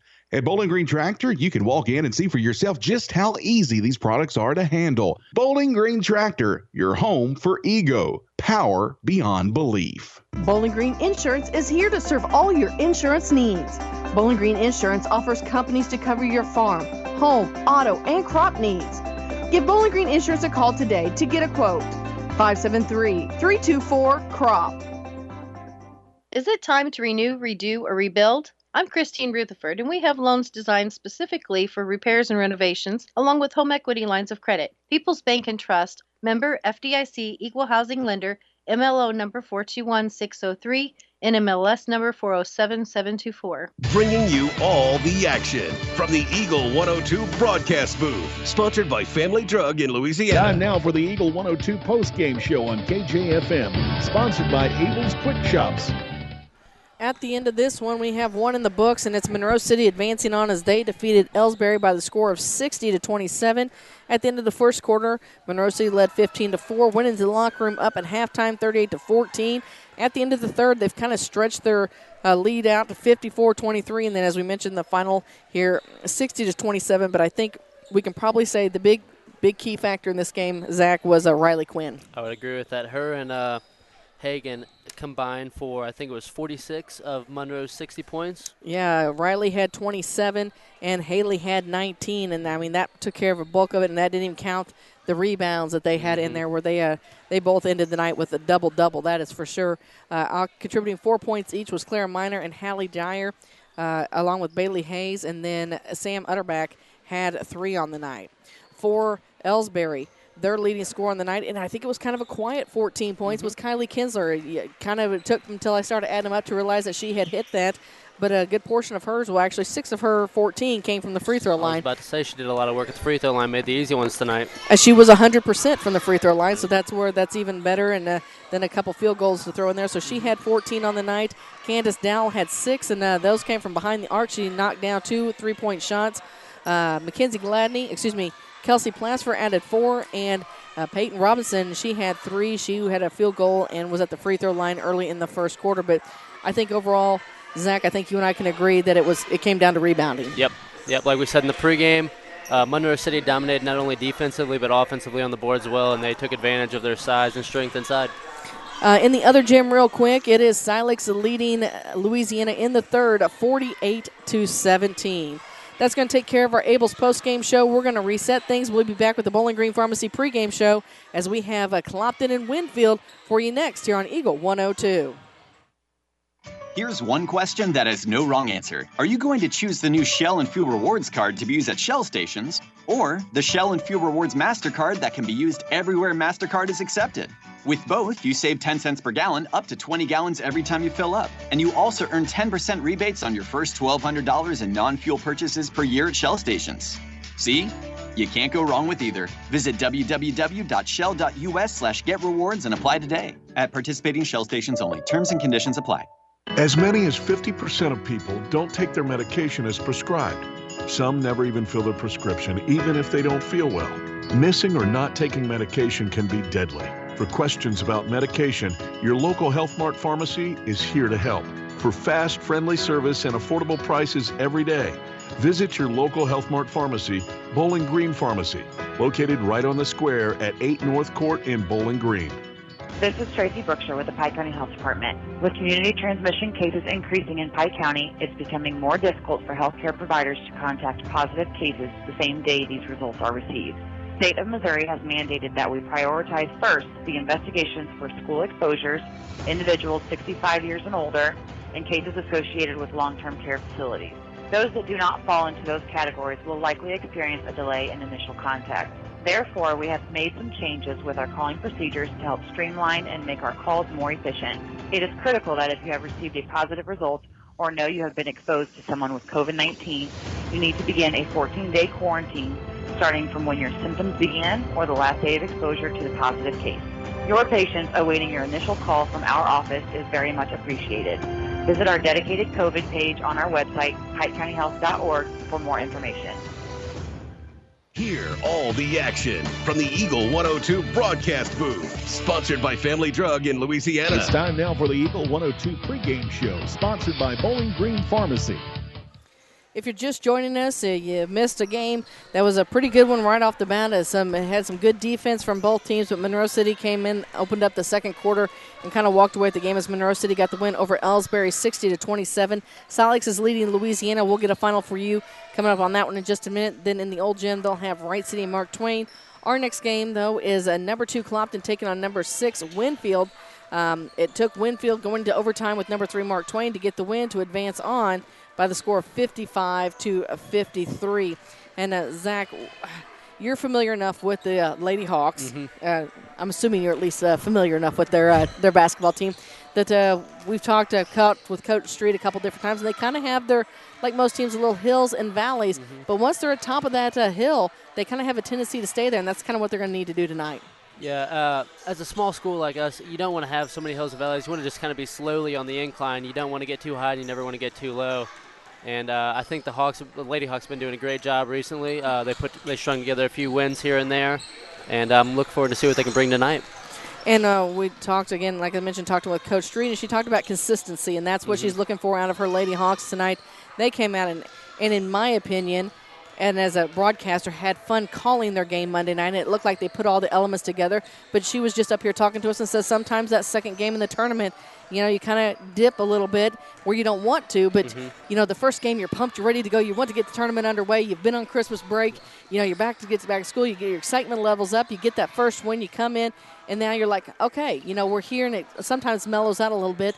And I think I've heard one or two coaches this week already talk about you got to consistently want that hunger. You got to continually bring the energy, all 3 rounds of the tournament. You can't have a big fallout from your first and second round between the energy you bring and the amount of points you score and, how the effort you put in. Well, go ahead. Well, I was going to say, one of the things with Winfield right now is they're kind of an unknown.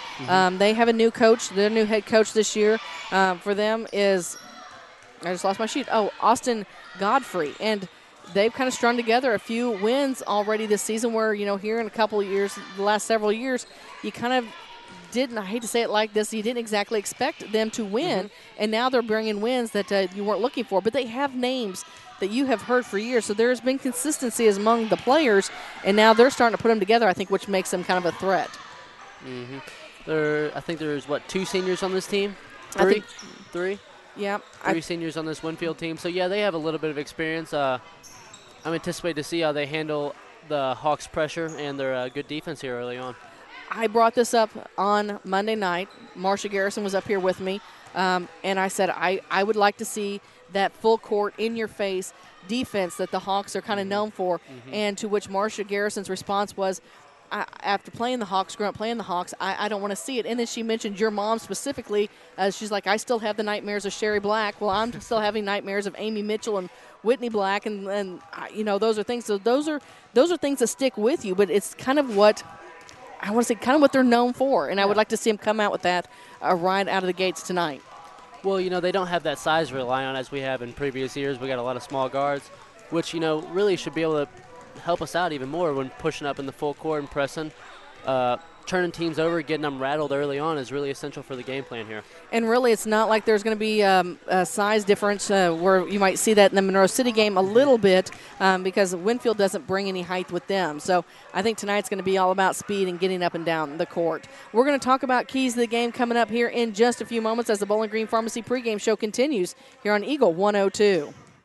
Daily life is a bit different right now than what we're used to. Some are feeling the effects more than others, but let's remember that this too shall pass and try to find ways to keep positive, help others in need, continue to support our businesses as best we can, but also take this time of distancing and shutdowns to self-reflect and improve. Spend quality time with family, exercise, pray, tackle a home improvement project, even if it's just a power cleaning inside and out, but do something that helps you feel empowered and moving forward. Vicki Cadwalder, Real Estate, praying for good to come out of trials. Hey, this is Ryan with Mid-America Auto and Towing in Bowling Green, and we've got the lot looking good and ready to go. We've got something for everybody's budget. We have a constant rotation of new inventory, including cars, trucks, and SUVs. So if you're out and you're looking for a new car, come by and see me. Mid-America Auto and Towing, just off Highway 54 in Bowling Green, is a one-stop shop. Like us on Facebook or check out our website, midamericaautoandtowing.com. As many as 50% of people don't take their medication as prescribed. Some never even fill their prescription, even if they don't feel well. Missing or not taking medication can be deadly. For questions about medication, your local Health Mart pharmacy is here to help. For fast, friendly service and affordable prices every day, visit your local Health Mart pharmacy, Bowling Green Pharmacy, located right on the square at 8 North Court in Bowling Green. Time now for the Eagle 102 Keys to the Game on KJFM, sponsored by Vicki Cadwallader Real Estate in Louisiana. Well, Zach, we were talking a little bit off air about keys to the game. I think they're pretty simple tonight for Clopton. It's take care of the basketball. Mm-hmm. If the Clops want to take care of business here and make it to the championship round, they're going to want to take care of the basketball, like you said, limit turnovers, don't give Winfield any extra opportunities. And I said it on Monday night. I'll say it again tonight because it seemed to work well for there. You're going to have to stay on the court tonight, Kerrigan Lockard. I'm talking directly to you, so that means stay out of foul trouble, to which she pointed out to me after the game she had absolutely no fouls. I then reminded her fouls do not roll over from game to game, so you do not have 10 this one. You still only have 5. But that's that consistency that Coach Street was talking about, keeping the players on the court. One of the players I was talking about, Taylor Akers, I'll be anxious next year to see who steps up to fill that role, because right now her ball handling is definitely a key for the Lady Hawks. And I was talking to Mark Froelich about this. Every year we say, who's going to fill those shoes? Who's going to fill and they seem to find somebody to fill them. And some of the big prospects stepping up. Brea Smith came in, and she's played pretty hard for a freshman this year. I look forward to seeing where she's going to be in the next couple of years. And then Madeline Burney has stepped up with her aggressiveness. So, but the key tonight, probably stay out of foul trouble for the Hawks. Don't get relaxed. Don't do those stupid ticky-tack fouls. You don't want to see them on the bench. As far as Winfield goes, they're going to have to – I hope they brought their oxygen tank, because I think they're just going to have to try to find ways to slow down Clopton and get them out of their rhythm, their zone, and that's going to be hard to do. And then just like the other game, rebounds. Yep. And, again, that's going to be tough. You bring a Logan Hall in off the bench, maybe to give Lockett a breather, and you don't lose anything there underneath the basket. In fact, you may even gain just a little bit there, because she comes in fresh, and she's going to push you around underneath that basket along the block. And then you can't rule out the tiny girls. The little short girls down there. They do a great job. They do. Yeah, they do. And I kind of chuckle. One of these times I have to say it to them as well, because since I'm saying it on air, you kind of remind you of those little feisty Smurfs that run around. Yeah. And they're everywhere. They're going to get to you, and they're fun to watch. And when the smallest girl on the court comes out with a rebound, you kind of cheer for them. It doesn't matter what team they're for, because you're excited to see them get in there and they're fighting. They're more scrappy. Yeah. The small man syndrome. Clopton has a lot of scrappers, I would say. They get after it on defense, and they're not afraid to get dirty, I would say. All right, we're going to take another break here on the Bowling Green Pharmacy pregame show. We'll have your starting lineups next here on Eagle 102. Hi, everybody. This is Paul Hill from Community State Bank of Missouri in Bowling Green and Troy. On behalf of the officers, directors, and staff, we would like to extend our holiday greetings. May the warmth and cheer of the holiday season keep you and your loved ones safe and healthy. We sincerely appreciate your business and friendship and look forward to serving you in the new year. Happy New Year from Community State Bank of Missouri, your hometown bank since 1887, member FDIC. Cellular and Satellite Center is the only stop you need to make when it comes to satellite providers, offering DirecTV and Dish Network along with antenna installs. Now a special message from Matthew Niemeyer himself. If you call an 800 number and they say we will be the local installer, they are wrong. Contact Matthew at Cellular and Satellite Center in Bowling Green, your local authorized dealer. I'm Tylee Mills, the CEO of Pike County Memorial Hospital. You've heard it from your friends, family, and even neighbors. They choose Pike County Memorial Hospital. Quality care from quality people. Pike County Memorial Hospital. As many as 50% of people don't take their medication as prescribed. Some never even fill their prescription, even if they don't feel well. Missing or not taking medication can be deadly. For questions about medication, your local Health Mart pharmacy is here to help. For fast, friendly service and affordable prices every day, visit your local Health Mart pharmacy, Bowling Green Pharmacy, located right on the square at 8 North Court in Bowling Green. The Eagle 102 starting lineups on KJFM are sponsored by Community State Bank of Missouri in Bowling Green and Troy. We'll start with the visitors on the scoreboard tonight. That is the Winfield Lady Warriors. They're in their road black jerseys. I believe white numbers with red trim. They're starting a senior wearing number 2, Josie Bauer. A sophomore wearing number 10, Lily Borshett. A junior wearing number 12, Leanne Ford. A sophomore wearing number 20, Cadence Berry. And a junior wearing number 21, Kaylee Howard. Now, I'll be anxious to see. Chloe Kamen is someone who we've called a lot of times. I don't know if she's on the bench, if she'll come off the bench, but that's a name that we've called a lot last year. I believe the Gillespie was one that we did quite a bit of as well. So I'll be anxious to see if then coming off. And then Riley Bosley is the same way. She's a senior. So we'll see if they're coming off the bench or if they're available here tonight. For your Clopton Lady Hawks, they're in their home white jerseys with black numbers and red trim. 5'2" senior wearing number 11, Taylor Akers. A 5'6" senior wearing number 22, Mary Margaret Garrett. A 5'6" sophomore wearing number 24, Shanna Yates. A 5'5" sophomore wearing number 33, Madeline Bruni. And a 5'10" senior wearing number 35, Kerrigan Lockard. So that is your starting lineups here on Eagle 102. And while we have a few minutes, because they put extra time on the scoreboard, Zach, I want to bring up something last night. I brought it up when we were talking about, or when we were broadcasting the game, and I was a little curious because it's something I haven't seen in a while. It was something that you did coming out of halftime. Coach Tony Francis over cleaning up water on the court.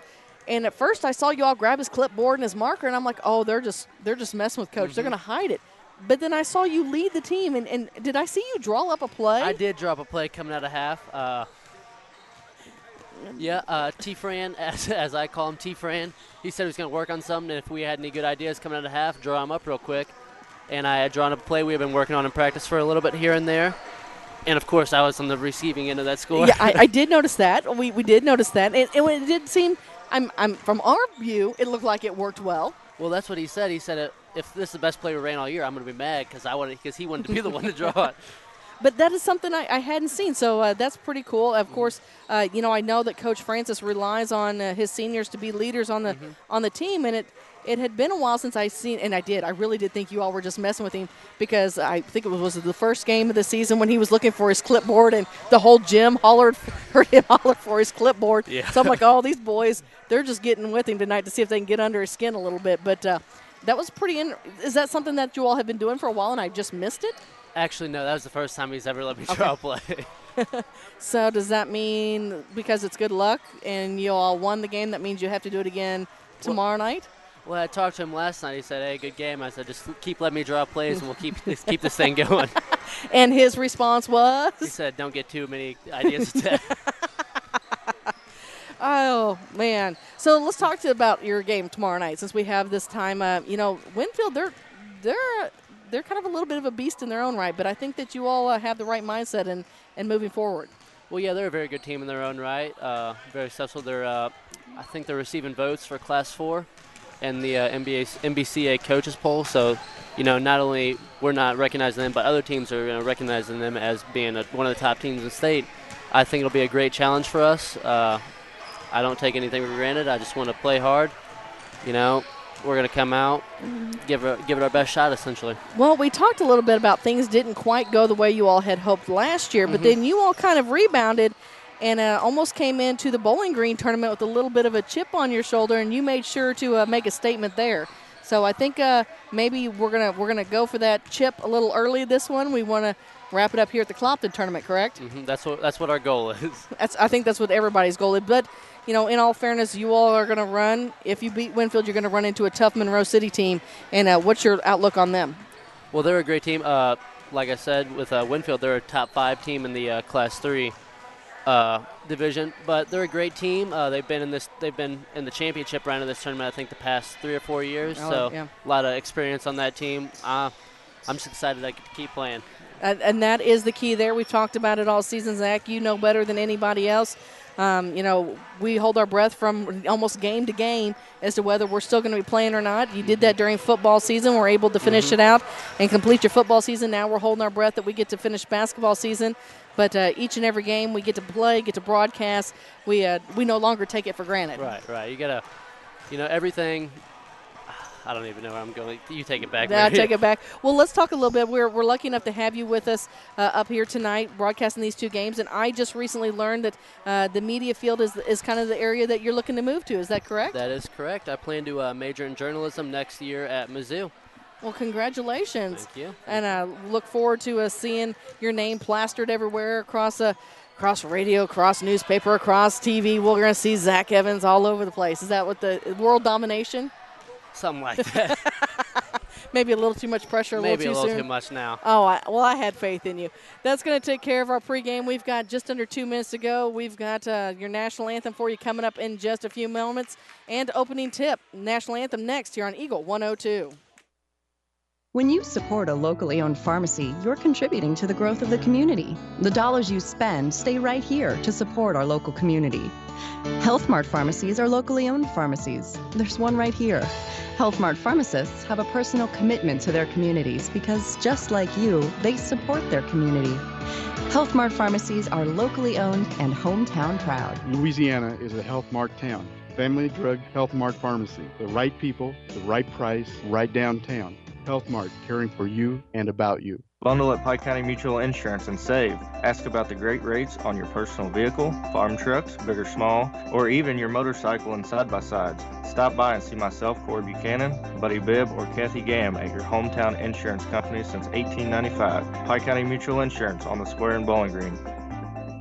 The Mercantile Bank of Louisiana is introducing MercBK Mobile. With the ability to take a picture of your check and deposit it into your Mercantile Bank account, you'll never have to worry about getting to the bank. Find more information by visiting mercbk.com. The Mercantile Bank, located on the corner of 3rd and Georgia Streets in downtown Louisiana. Member FDIC. Ingram Plumbing has always been known for its outstanding plumbing service. But did you know that Ingram's is also the largest retail plumbing supply store in the area? We carry Delta faucets, a complete line of Whirlpool tubs and showers, jacuzzi pumps, and many other specialty items. Stop by Ingram Plumbing today, Highway 61, Bowling Green. Area High School Sports on Eagle 102 is brought to you by Cellular and Satellite Center, the Mercantile Bank, and Bowling Green Tractor.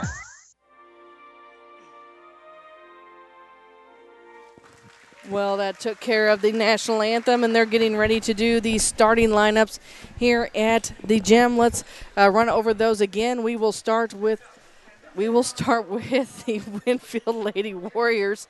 They are coached by Austin Godfrey. So for the Warriors, they are in their road black jerseys with red numbers and white trims. They are starting a senior wearing number 2, Josie Bauer. A sophomore wearing number 10, Lily Borshett. A junior wearing number 12, Leanne Ford. A sophomore wearing number 20, Candace Berry. And a junior wearing number 21, Kylie Howard. We've got the Clopton Lady Hawks for you. Their home white jerseys, black numbers, and red trim. They're starting the 5'2 senior wearing number 11, Taylor Akers. A 5'6 senior wearing number 22, Mary Margaret Garrett. A 5'6 sophomore wearing number 24, Shanna Yates. A 5'5 sophomore wearing number 33, Madeline Bruni. And a 5'10 senior wearing number 35, Kerrigan Lockhart. And we talked about it in preseason, and really Mary Margaret Garrett, she missed all of last year. Had a little illness that kind of kept her off the court last year, and I tell you what, she has come in this year, and she's definitely making up for lost time. She's kind of like a diamond in the rough for the Hawks. I mean, I think a lot of people may have forgotten about her because of her absence last year, but she's come out and played really strong in these first couple of games to start They're this new year. remembering her this year. Definitely. Yes, they are. She's definitely made her name. And underneath the basket, she's one of the short ones that we were talking about that I tell you what, you don't get between her and that basket too terribly often, and you're gonna get hurt. Like you said, they're feisty down there. They are. They may look sweet and innocent, but don't let them fool you. Now, Clopton is going to be moving from our left to right. It'll be Locker jumping center against Bauer. Bauer's going to have a little bit of the height advantage. She's the tallest one on the bench for the Lady Warriors. Ball up in the air, and it's going to be controlled by the Lady Hawks. It's Akers with the basketball. She's guarded up top by Ford.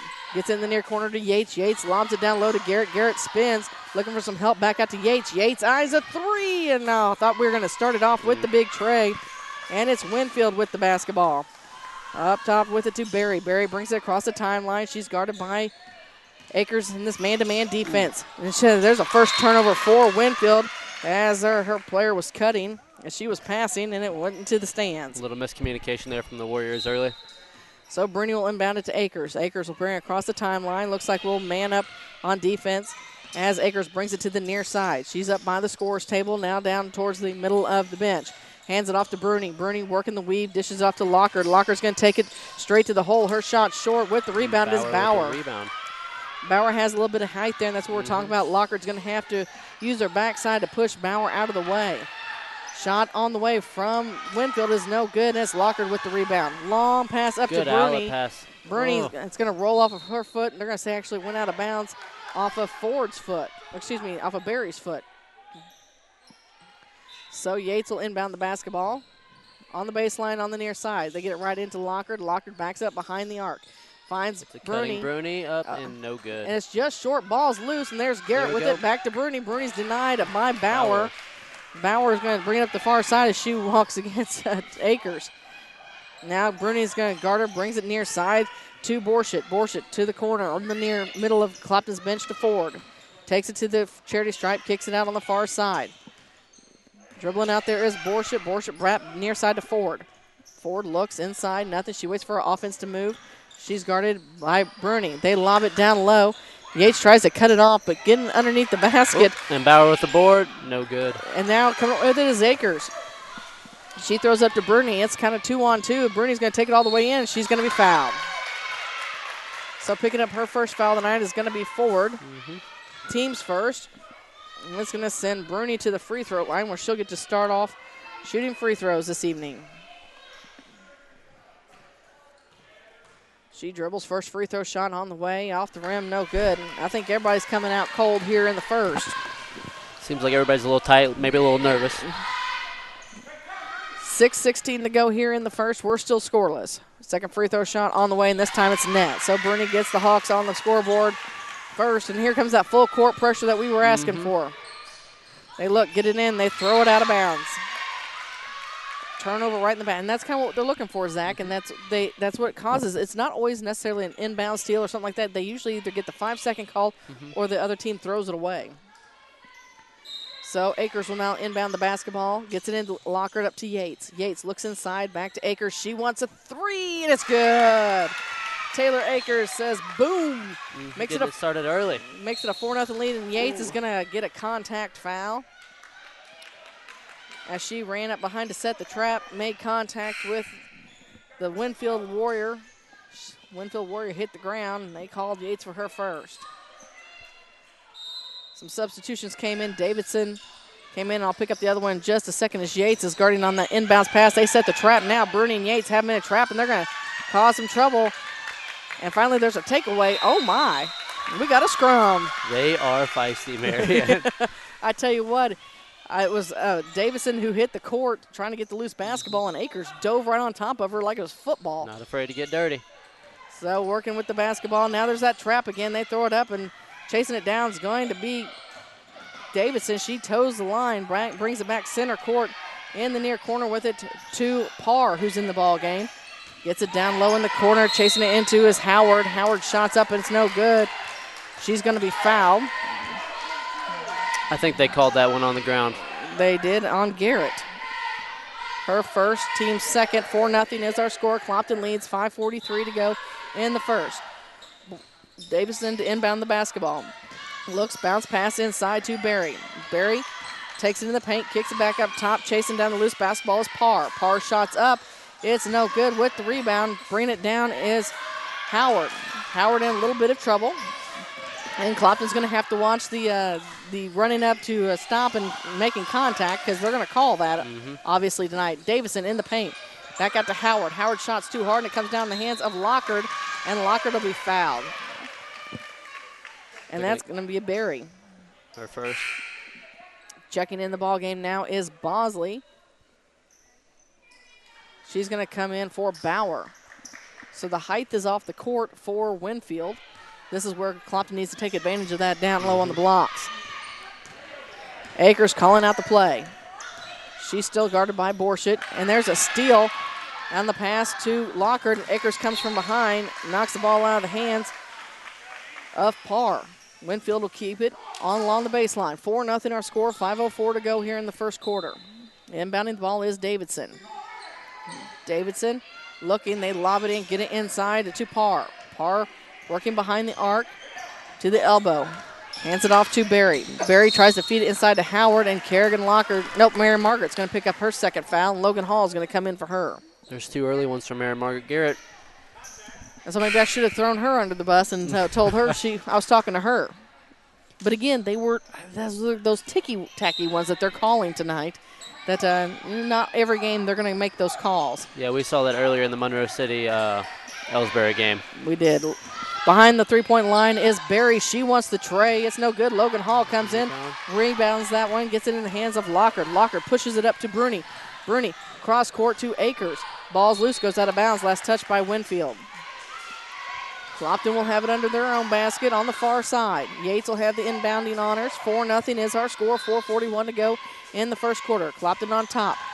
Lockard takes it. She shoots from the paint. It's too hard.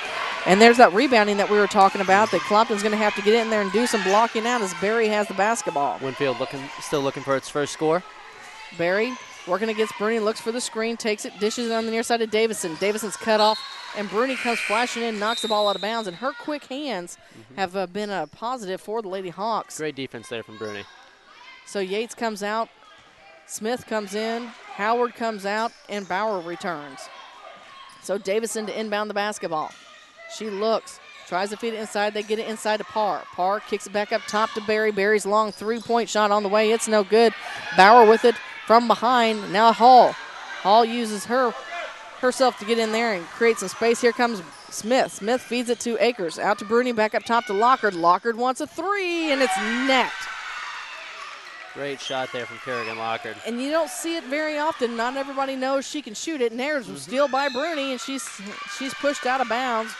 She gets some help from Barry. That'll be her second. And I tell you what, Madeline Bruni in her hands, she has been quick. We talked about it numerous times. We've wondered who was going to fill the shoes of Caitlin Kuntz with her quick hands, and Bruni has stepped in and taken that role over. Yes, she has. Done a very good job. Lockard with it now. We're going against Bauer, and Bauer's going to reach. So Josie Bauer picks up her first foul. It'll be the fourth team foul. 7-0 our score. Hawks on top. 3:54 to go in the first. Makes me question if these teams really watched the first game because they're calling it tight. They are tight. So Lockard, bounce pass into Akers, swings it to Bruni over on the far side. Bruni looks inside. Her pass is deflected, gets the ball back, and now we're going to have a tie-up. We'll have a jump ball. Possession arrow stays with the Hawks. Of course, good sportsmanship being held there between the two teams, helping each other up. Checking back into the basketball game is Borchert. Borchert coming in for Bosley. Lockard to inbound. Going to have to try and get in around Bauer. They get it into Akers. Akers brings it back to near side, crossover dribble, and tries to feed it off. She loses the handle on it, picks off in there, and the pass taken down to the other end. And that's getting them on the scorebooks tonight is Borchert.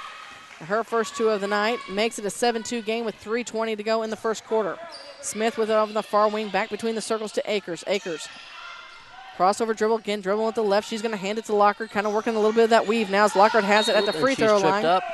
She's going to be tripped up, and that foul is going to be called on Kirkmeyer that's in the basketball game.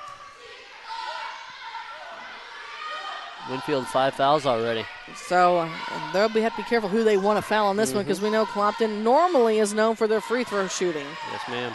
They get it into Akers. Akers looks. She waits. Crossover now back to this near side. Gets it off to Smith. Smith drives the baseline, gets it down low to Hall. Hall goes up strong. Shot's no good, but she pulls down the rebound. She's going to be fouled. Oh, they're going to call a jump ball. So possession arrow to Winfield. Here comes that full court defense. Man-to-man in your face. And trying to inbound, it's going to be Davidson as she has to deal with Smith jumping around in her face. And there's the 5-second. Nope, they call a timeout. Timeout first. They call the timeout. We'll take a timeout as well. 3:06 to go in the first. Clopton leads Winfield 7-2. You're listening to the Clopton Invitational Tournament on Eagle 102. Here's one question that has no wrong answer. Are you going to choose the new Shell and Fuel Rewards card to be used at Shell stations, or the Shell and Fuel Rewards MasterCard that can be used everywhere MasterCard is accepted? With both, you save 10 cents per gallon, up to 20 gallons every time you fill up. And you also earn 10% rebates on your first $1,200 in non-fuel purchases per year at Shell stations. See? You can't go wrong with either. Visit www.shell.us/getrewards and apply today. At participating Shell stations only. Terms and conditions apply. High school sports on KJFM is brought to you by Vicky Cadwallader, Real Estate and Perkins Electrical Service. Out of the timeout, Clopton has the 5-point lead. They're led by as many as 7. It's going to be Winfield's basketball, and they're going to have to take it the length of the court. They had to call the timeout to avoid the 5-second penalty. They get it in this time, and it's going to go out of bounds. Are they? Oh, they're going to call a foul on Akers. Okay. I didn't think they could run the baseline there. It was off a jump ball, not a bait basket, and looks like the Winfield girl took off. Yeah, I kind of wondered that myself, but there was no contesting it from the other teams. So Coach Street wasn't throwing a fit, so I assumed that she was okay with it. And Smith about gets the steal on that one. Great help defense there from Smith. Shannon Yates coming back in while they get set up. Remember, Clopton tournament coverage all this week brought to you by McCoy Blossom Funeral Homes and Crematory, Northeast Missouri Title Company, McDingers, Calvert Insurance Agency, Brown's Processing and Smokehouse Meats, and Hayden's Motorsports Center. With the basketball is Borshett. Borshett takes it to the elbow, kicks it back up top to Davidson. Davidson bounce pass over on the far side, bringing it in the middle, and there's going to be a foul on Hall.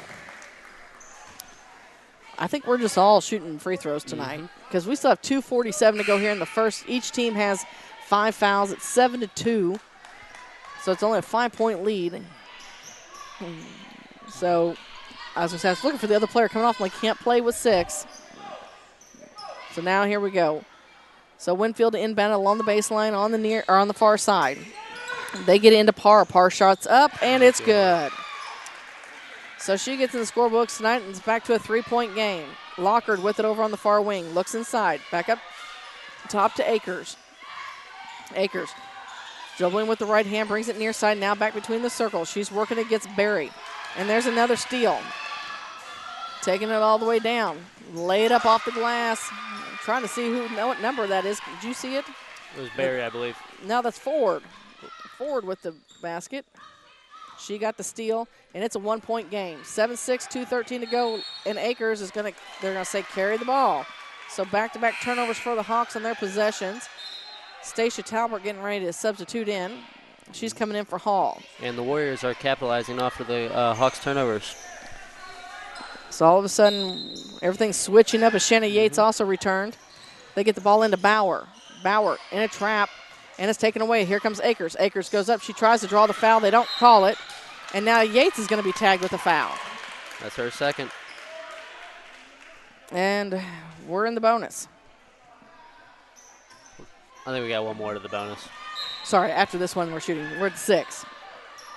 So here we go again. They get it in. Bowles tipped. Akers comes away with it. So it's another turnover there for the Warriors. They get it to Smith. Smith back out to Akers. Down inside to Lockard. Lockard trying to create some space. Back out to Yates. Yates' feet are set. She wants a 3. It's off the rim. Chasing down the basketball is Berry. Berry running. Akers tries to take her off, and I tell you what, there's another 2 points for Winfield. That's from Berry. They've stormed back from 5 down to take the lead. They have. It is an 8-7 game. Winfield on top by 1 with 1:30 to go here in the first quarter. Akers wants a 3. It's no good. Smith there for the putback. Her shot's no good. And all of a sudden, she's going to be foul. She's going to call a foul. She is going to cause a foul and send Winfield to the free throw line. No, they're going to. Yeah. Oh, they called it against Winfield. No. No, they called it on Brea Smith. They did. I believe. Yeah, no, you're right. I had my spots messed up again as to who had which fouls. And I believe at the free throw line is, Ethan, can you tell, is that 23? Is that Parr? Free throw shot is up and no good. With the rebound is Lockard. So Parr misses her first 1-and-1. They throw it up to Smith. And Smith's going to travel.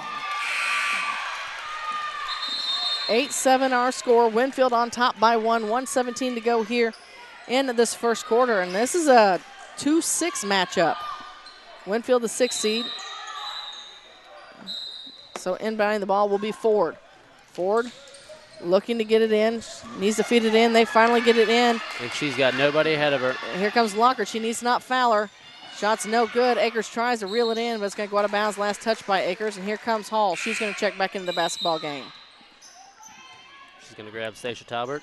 So really, Winfield did what we said they needed to do, and they got Clopton out of their routine, out of their nice cognitive wheel there, and have them guessing.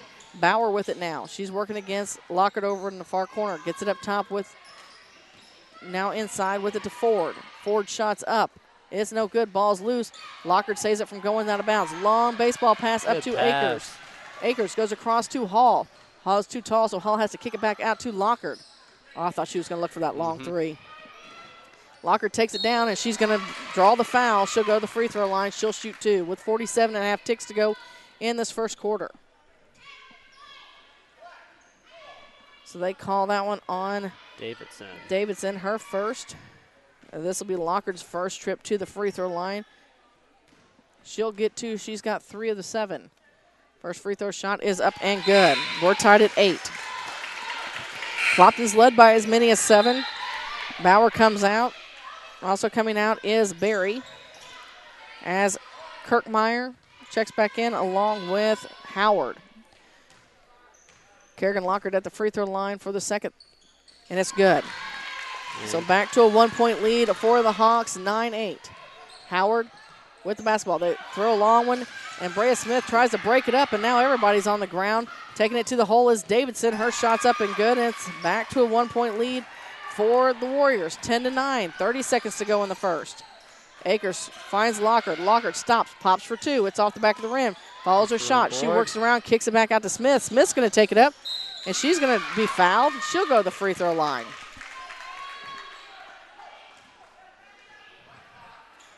They'll call Kirkmeyer on her second, and why Smith is there, I want to remind you, coverage all week from the Clopton Tournament brought to you by Midwest Heating and Cooling, One Multi-Sports Complex, Wood Smoke Meats, Penrod Real Estate, Liggins Flooring, and Bowen Construction.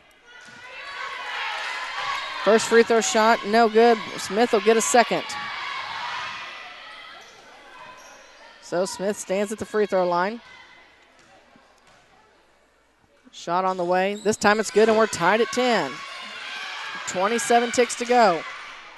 Clopton backs it up. They're going to pick him up at half court. With the basketball is Borchett. Borchett takes it far side to Davidson. Davidson brings it back center court. And there's a steal by Smith, and they have an over back call.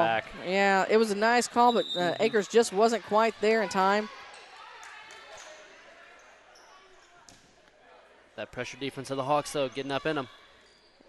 It was, and Smith had a nice steal there. She just quite, she was at that half court line, and when you're there, you can't exactly see where everybody else is, so you're kind of just throwing it up, hoping that somebody gets it, and Taylor was trying to jump over the line to avoid that backcourt violation, but we're down to 10 seconds, and we're tied at 10 all. Davidson with over on the far wing, and we've got a foul. It's going to go on Smith. Her second. And that's going to send Davidson to the free throw line with 5.5 seconds on the clock. It's a 1-and-1.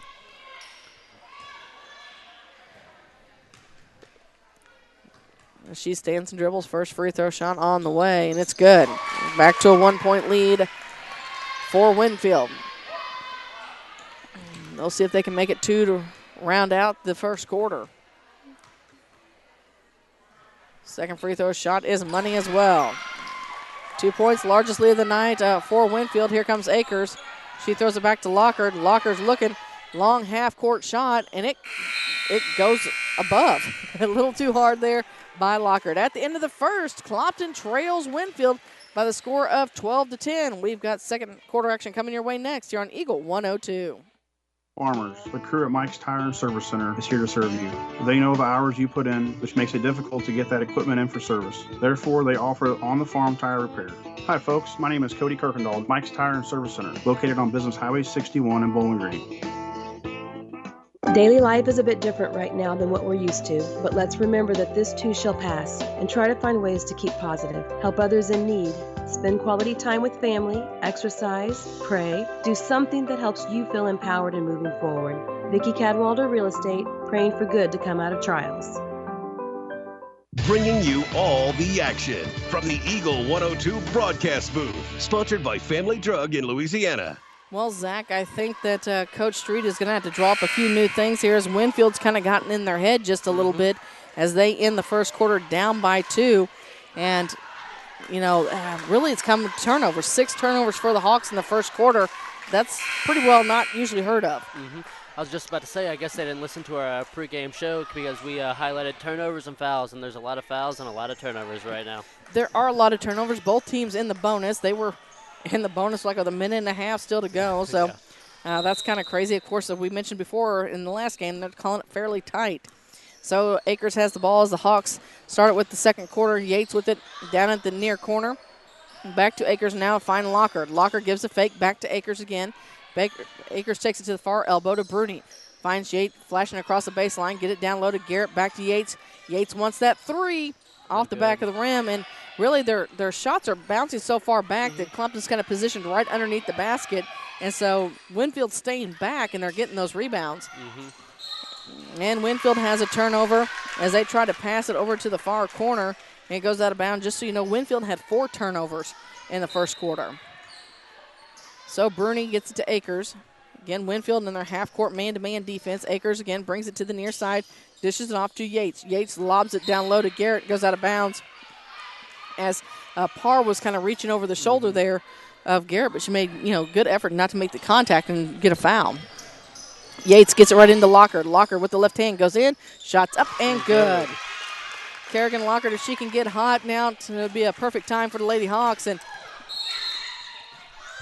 oh, wow, Bruni's going to get a foul, and Coach Street's going to go sit down because she's not happy about that, as you watch right in front of us where they did a nice little push-off. And that's going to send Davidson to the free throw line. I think the contact was there. I think she sold it well. I don't say I agree with that call there. Yeah, we were privileged to have that right in front of us, so we actually got to see that one. So the first of the 1-and-1 is on the way, and it's no good. As they say, ball don't lie. Ball don't lie. So here comes Bruni back the other direction. She has it spin. She's in some trouble. And so she kicks it out. I don't blame her. Kick it out of there. Were kind of all over her. And that's all she could do. There's not much you can do at that point. And they did give it back to Winfield. So Davidson will inbound the ball in front of Winfield's bench. With it is Berry. Berry working on her crossover dribble. She splits it. Now she kicks it. No, they're going to call a foul on Akers. Her second. Oh. Huh. A little early to have 2 fouls here. It is. And we've got 4 Hawks already with 2 fouls. So Berry heads to the free throw line. Her first is up and no good. She's going to get 2 because that was the 10th foul. And so she'll get a second. Second free throw shot is on the way, and it is good. Winfield back on top by 1, 13-12. Akers between the circles. She works it on the near side. Crossover takes it to the far wing. Gets it off to Yates. Yates tries to feed it inside, and now Bauer's going to pick up the foul. That'll be her second, and send Lockard back to the free throw line for a 1-and-1. So Lockard heads to the charity stripe. I would prefer to watch a basketball game and not a free throw shooting. Free throw contest. Yeah, I would.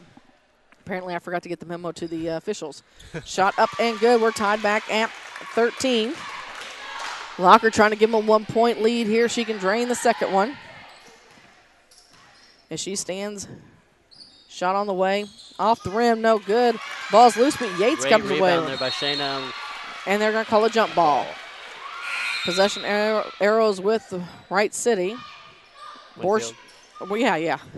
It starts with a W. Close enough. Close enough, yeah. Winfield. At least I didn't call him Elsberry. I've been trying to avoid that since they got the same colors going on. Borshett with it now as she takes it all the way in. Brings it near side to Berry. Berry pulls up for the long shot. It's no good. Bauer with the rebound. And Akers comes in, gets the steal. She hands it off to Yates, then gets it in the hands of Lockard. Lockard brings it across the timeline. Crossover dribble, runs her way around. She goes up, shot up and good. And she just said, you know what, I'm going to take care of this with myself. Takes it all the way to the hole. Nice little underhand scoop there. And there's a steal by Bruni. Bruni's going to take it to the hole. Her shot's up and good. Defense. There's the defense. And that's enough to call a timeout as quick 4 points, puts Clopton on the lead, 17-13 with 6:10 to go in the half. We got a timeout on the court. We'll take a timeout as well. As you're listening to Clopton Invitational Tournament on Eagle 102. Community State Bank of Missouri in Bowling Green and Troy, where the number one priority is the customer and adding new services to help simplify your life and building a strong, high-performance financial services organization. Community State Bank in Bowling Green and Troy, your community bank since 1887, member FDIC. Area High School Sports on Eagle 102 is brought to you by State Farm Insurance, Cindy Blaylock, Young Enterprises Incorporated, and Pike County Memorial Hospital. After the timeout, Clopton a little 4.40 run there. Nice inbound or nice steal there from Bruni. Took it to the hole. Got him back on top, 17-3. Now the key is keeping the Lady Hawks out of foul trouble. Yep. We talked about wanting to see in that press. I'm not sure if we'll see it here with so many Lady Hawks being in foul trouble and Winfield being the double bonus already. Yeah, you almost can't at this point. In fact, I will, of course, probably see them. They're going to make liars out of us right here. I hate when they do that. I think Coach Street has a little earpiece in. She's like, look, let's make sure she looks like a fool. But it's not the man-to-man. It is a full court press, but it's not the man-to-man in your face. With it is Berry. Gets it over to Parr. Parr throws it up, and they throw it away. So it worked. That's all that matters is that it worked there for the Lady Hawks. Now Winfield will have to figure out how to adjust to that one as well. So with it is Akers. Akers brings it across the timeline. Near side with it to Yates. Yates down low to Lockard. Lockard loses a handle on it. It's going to go out of bounds. Last touch by Lockard, and that was just a we'll call it, what do they call them, the silly turnovers? Yeah, some of those just get away from you sometimes. They do. It seems so routine, and you just mess it up. You don't even know how it happens. And you're probably beating yourself up more than anybody else can beat you up. And Lockard with the steal, she's going to make up for it. And they're going to say white ball. There are certain coaches that we want microphones on and certain coaches we want video cameras on. We've established that Coach Francis, we want a microphone on. Coach Street, you almost need a mic or a video camera on. I'd say the same for Coach Alejandro, her dad. Yeah, we want a mic on him. Well, you just want everything on him. Bruni with the basketball now for the Hawks. Gets it to Yates. Swings it near side to Akers. Akers inside to Lockard. Lockard kicks it back to Akers. Ooh, she thought about the three, but I tell you what, the defense from Winfield is really, they're not quite in your face, but they're just at annoying distance to where you can't do anything easily. They're not allowing anything easily, yeah, just like you said. So Akers to Lockard. Lockard into the paint. She goes up. Her shot's good. Good. Not sure how it got there, but all that matters is that it falls, and it's back to a 6-point lead for the Hawks. They've led by as many as 7, 5 to go here in the first half. Here comes Borchert. She's going all the way in. Dishes it off to Howard. Howard shot's too high. Ball's loose. Garrett wrestling around for the rebound. Gets it to Akers. Akers throws it up to Bruni. Bruni doesn't have the number. She's going to have to wait. Now she gets it back to Lockard over to Yates. Yates looks back to Akers. Akers near side to Bruni. Bruni's looking in for Lockard at the free throw line. She finds Garrett. Garrett makes some space, and she goes up. Oh, her shot's over the rim. Long. And really, it's one of those ones where you almost just needed the backboard there, but from the angle, it could have been a little difficult. Back up with it is to Borchert. Borchert, bounce pass into Howard at the elbow. Howard is in trouble, brings it near side. Long three ball on the way. It's too hard, and Lockard right there for the easy rebound as Ford missed her three-point shot. Lockard's going to take it all the way in. She takes it. Her shot's off the back of the rim. Ball's loose. And it's going to be a foul. Is it going to be on Lockard or Akers?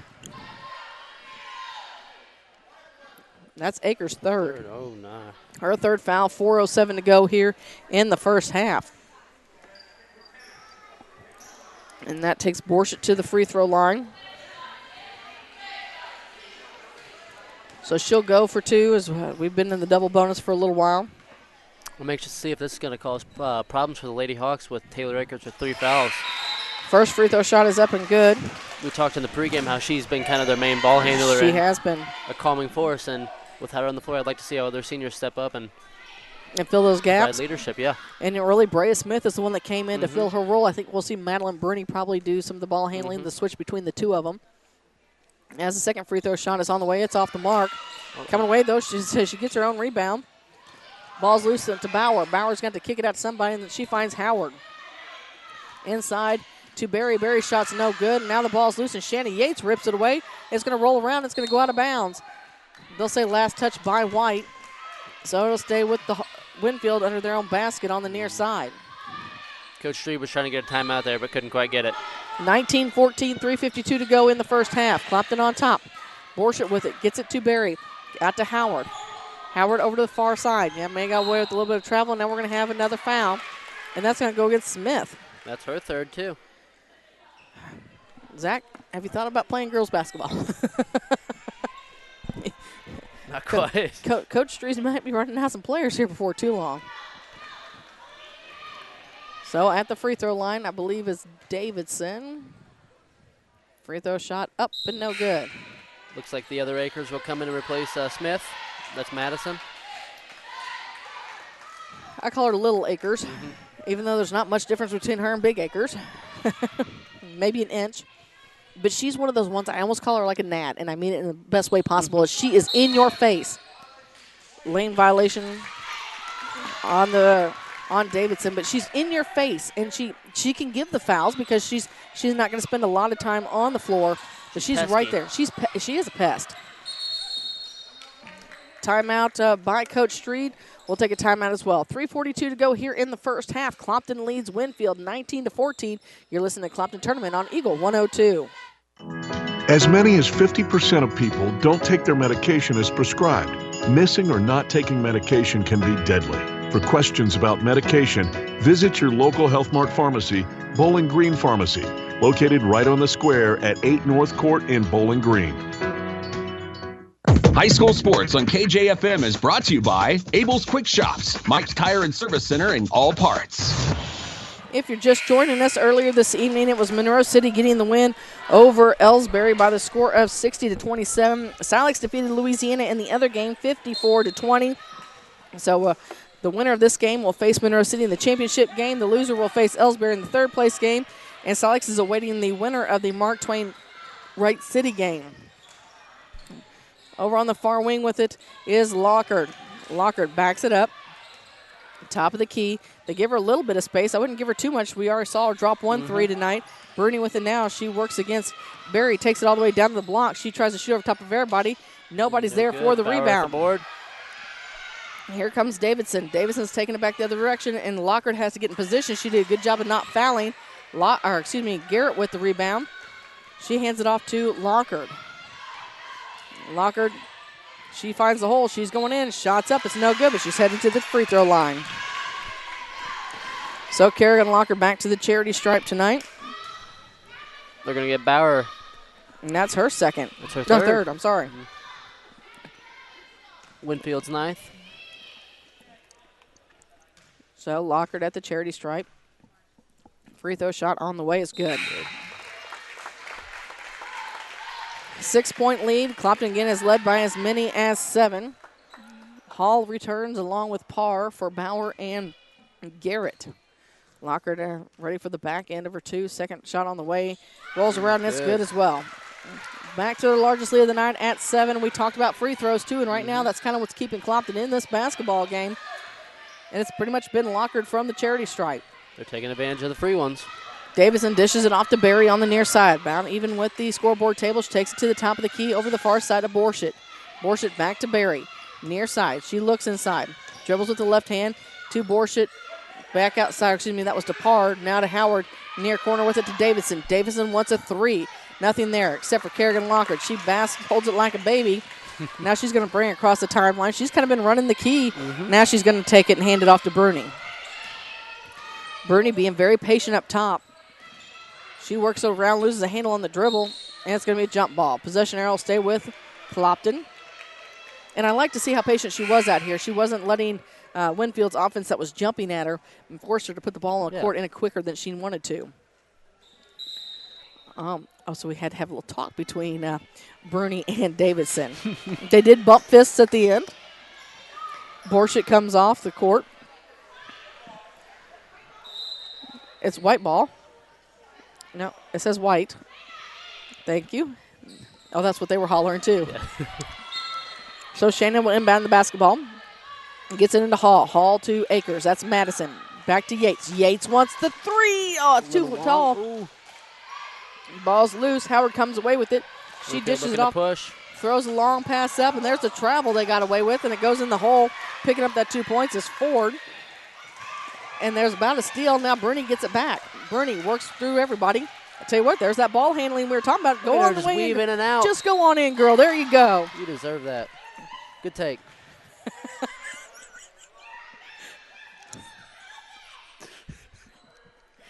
You know, when there's not fans in the gym, you can hear things a little bit more. Either way, Bruni had a nice weave in and out of those defenders. And I'll tell you what, she took it straight to the hole. She drew the foul. She's headed to the charity stripe, and she drops down a free throw for her hard work. She'll get a second. 22-16, 1:51 to go here in the half. You know, they missed that travel down. It's weird how they can be so tight with some calls and so loose with others. They can. Second free throw shot's off the mark. Ball's tipped around, and Lockhard's trying to save it. Good effort, though. I tell you, Coach Godfrey down there, I think he was getting a little worried because here comes Kerrigan Lockhart right at him. She's tried to save it in there. A little unsuccessful, but it was good hustle. 22-6, 1:45 to go in the half. We'll have your Cellular and Satellite Center halftime report coming up. Working with the basketball is Barry.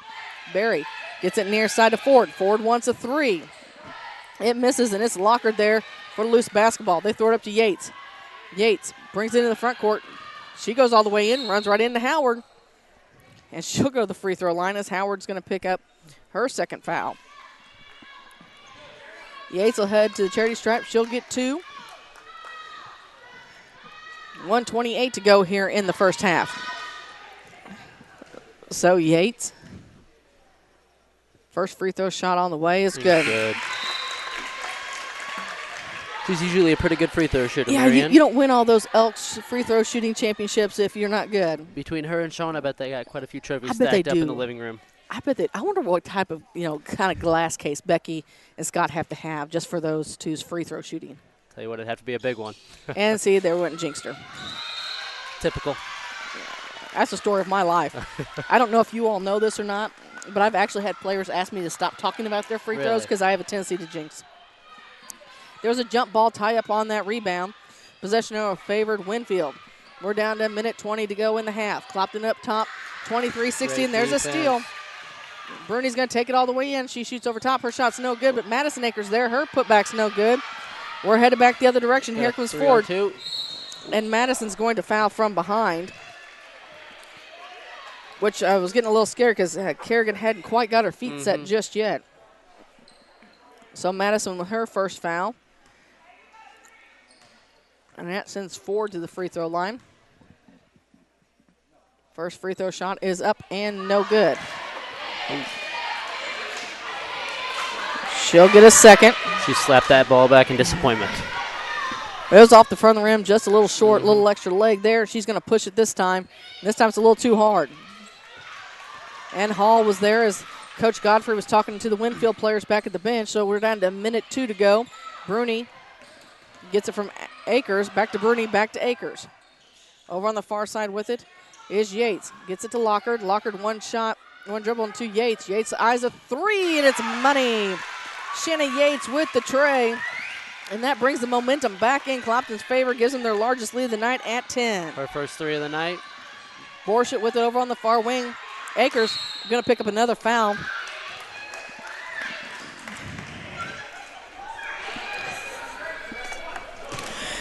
So Borshett's going to head to the free throw line. And again, we talked about it. Akers, she's all over the place, and there was no letting up. So Borshett stands her first free throw shot on the way. Is good. Touch the front of the rim, the back of the rim. Front of the rim again, it falls good. She'll get the second. 26-17, 36 ticks to go here in the half. Clopton leads. They've led by as many as 10. Second free throw shot on the way is good as well. So Bruni throws a long pass up to Yates. Nice eye there. Yates takes it all the way down. Loses the handle. It goes out of bounds. And we're going to call a foul. And I think that's going to go on Madison Akers again. While we walk to the other end, want to remind you, coverage this week from the Clopton Tournament brought to you by Bowling Green Lumber, Lynn's Heritage House, Orff Construction, Pow Pow Cattle Farms and Fencing, A Taste of Philly, and Spring Valley Accounting. When I talked about her getting fouls, I didn't mean all 3 in this quickly. Do you think her and her sister are competing who can get the most? That might be. I'm not sure what Brenda's offering as to who gets the most fouls, but they got quite a competition going on. Davison's first free throw shot is up and good. Winfield is taking advantage of the double bonus here. Back to a 7-point lead. Yates comes off the court along with Akers. As Hammett, who else do I see? Garrett came back on. The second free throw shot from Davison was good as well. Lockhart keeps it from going out of bounds, works it around, tries to split the defense, and has her pocket picked. A little too much dribbling there. And Borchardt has it. Borchardt over Not to going to pay for it, though. She gets a steal. That's right. She can give it right back to Kerrigan. Kerrigan in some trouble. Throw it up to Bruni. Bruni into the front court. We're down to 5 seconds. She's going all the way in, loses the handle, goes out of bounds with 2.6 seconds to go. Jinx. Double jinx. Really, at this point, we'll see. They're going to just try to get it into Lockhart, probably to tip it in. And there's a steal on the inbound pass, and that is how this quarter ends. 26-20. Clopton has a 6-point lead. We've got your Sailor and Satellite Center halftime report next here on Eagle 102. The Eagle 102 halftime report is coming up. Brought to you by Cellular and Satellite Center in Bowling Green. Cellular and Satellite Center is the only stop you need to make when it comes to satellite providers, offering DirecTV and Dish Network along with antenna installs. Wait, there's more. They also offer several options for internet service with Viasat, HughesNet, and AT&T. Hold on, there's still more. They can also do security system installations, have TVs in stocks, mounts, and cables. Now, a special message from Matthew Niemeyer himself. If you call an 800 number and they say we will be the local installer, they are wrong. Contact Matthew at Sailor and Satellite Center in Bowling Green, your local authorized dealer. Need a little good news in your life? State Farm has new, lower car insurance rates in Missouri, so you can now get the service and convenience of State Farm agent Cindy Blaylock at an even better price. Call me today at 573-754-5575. Like a good neighbor, State Farm is there.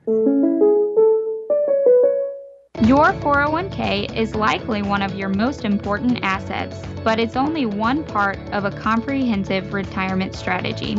Edward Jones can help you understand how your retirement assets fit into your entire retirement picture so you can work toward meeting your unique retirement goals. Contact me, Kayla Caldwell, your Edward Jones financial advisor, at 2604 Georgia Street in Louisiana. Edward Jones, making sense of investing, member SIPC. Hear all the action from the Eagle 102 broadcast booth, sponsored by Family Drug in Louisiana. It's now time for the Eagle 102 halftime report on KJFM, sponsored by Cellular and Satellite Center in Bowling Green. Well, it wasn't what we would call a pretty first half, Zach, as Clopton came out, got a 7-point lead over Winfield.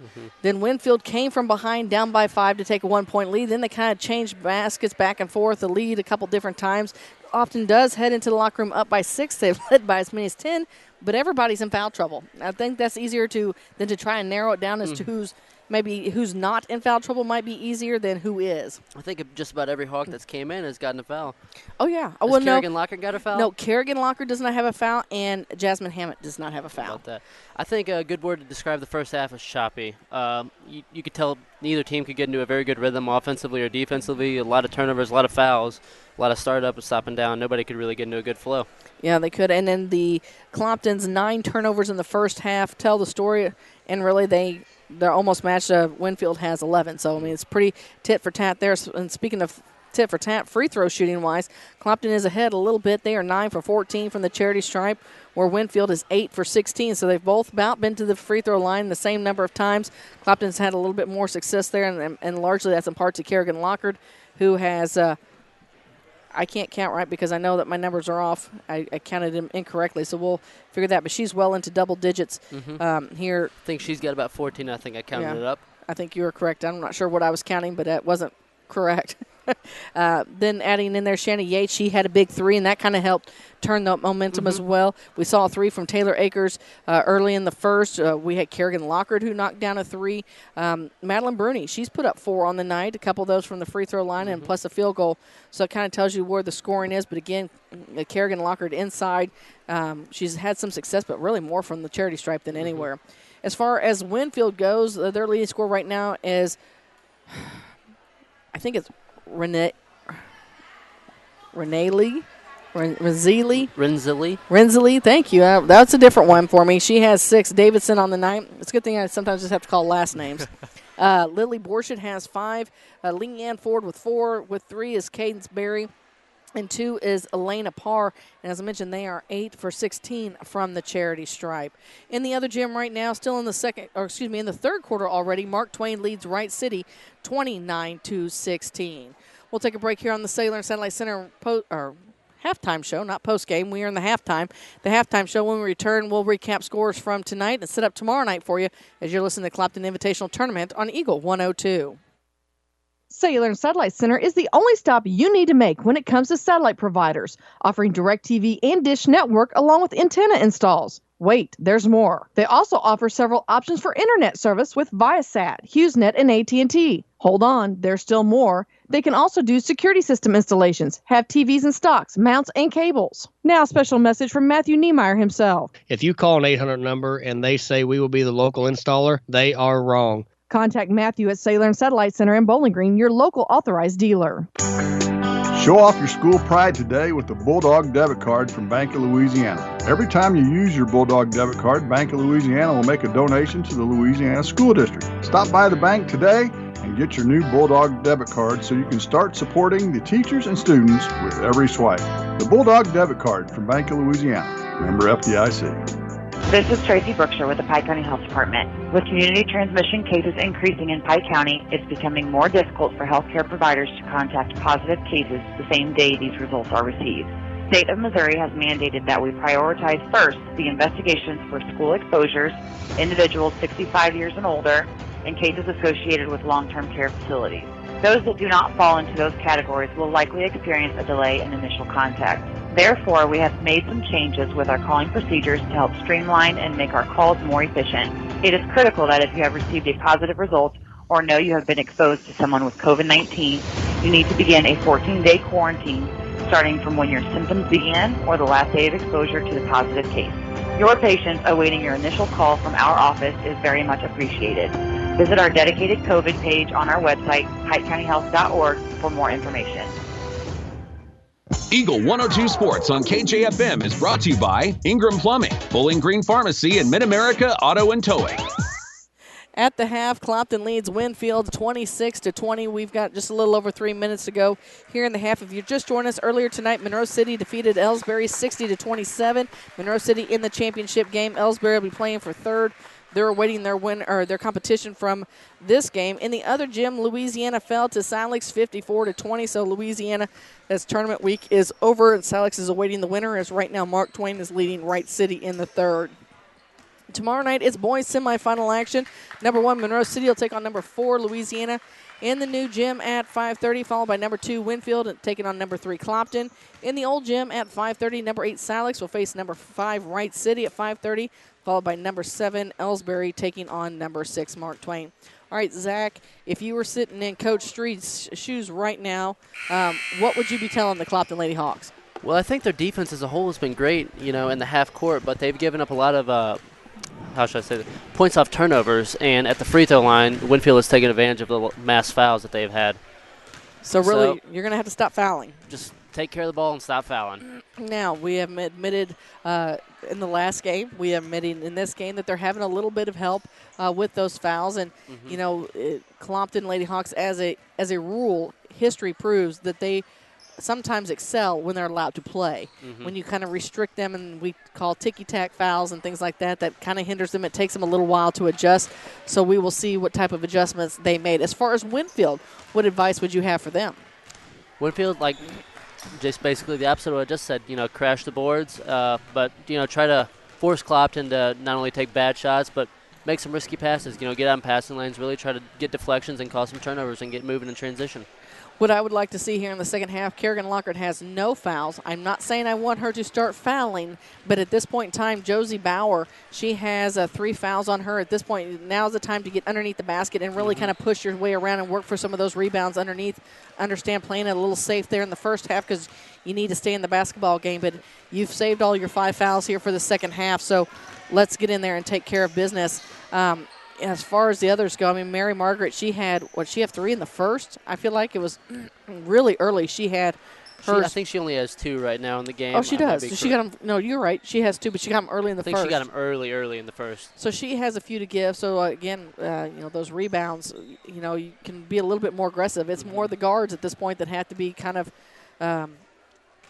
gentle. And I was looking down here to see what Bruni had. She only has 1, so she's okay. Brea Smith, she has 3.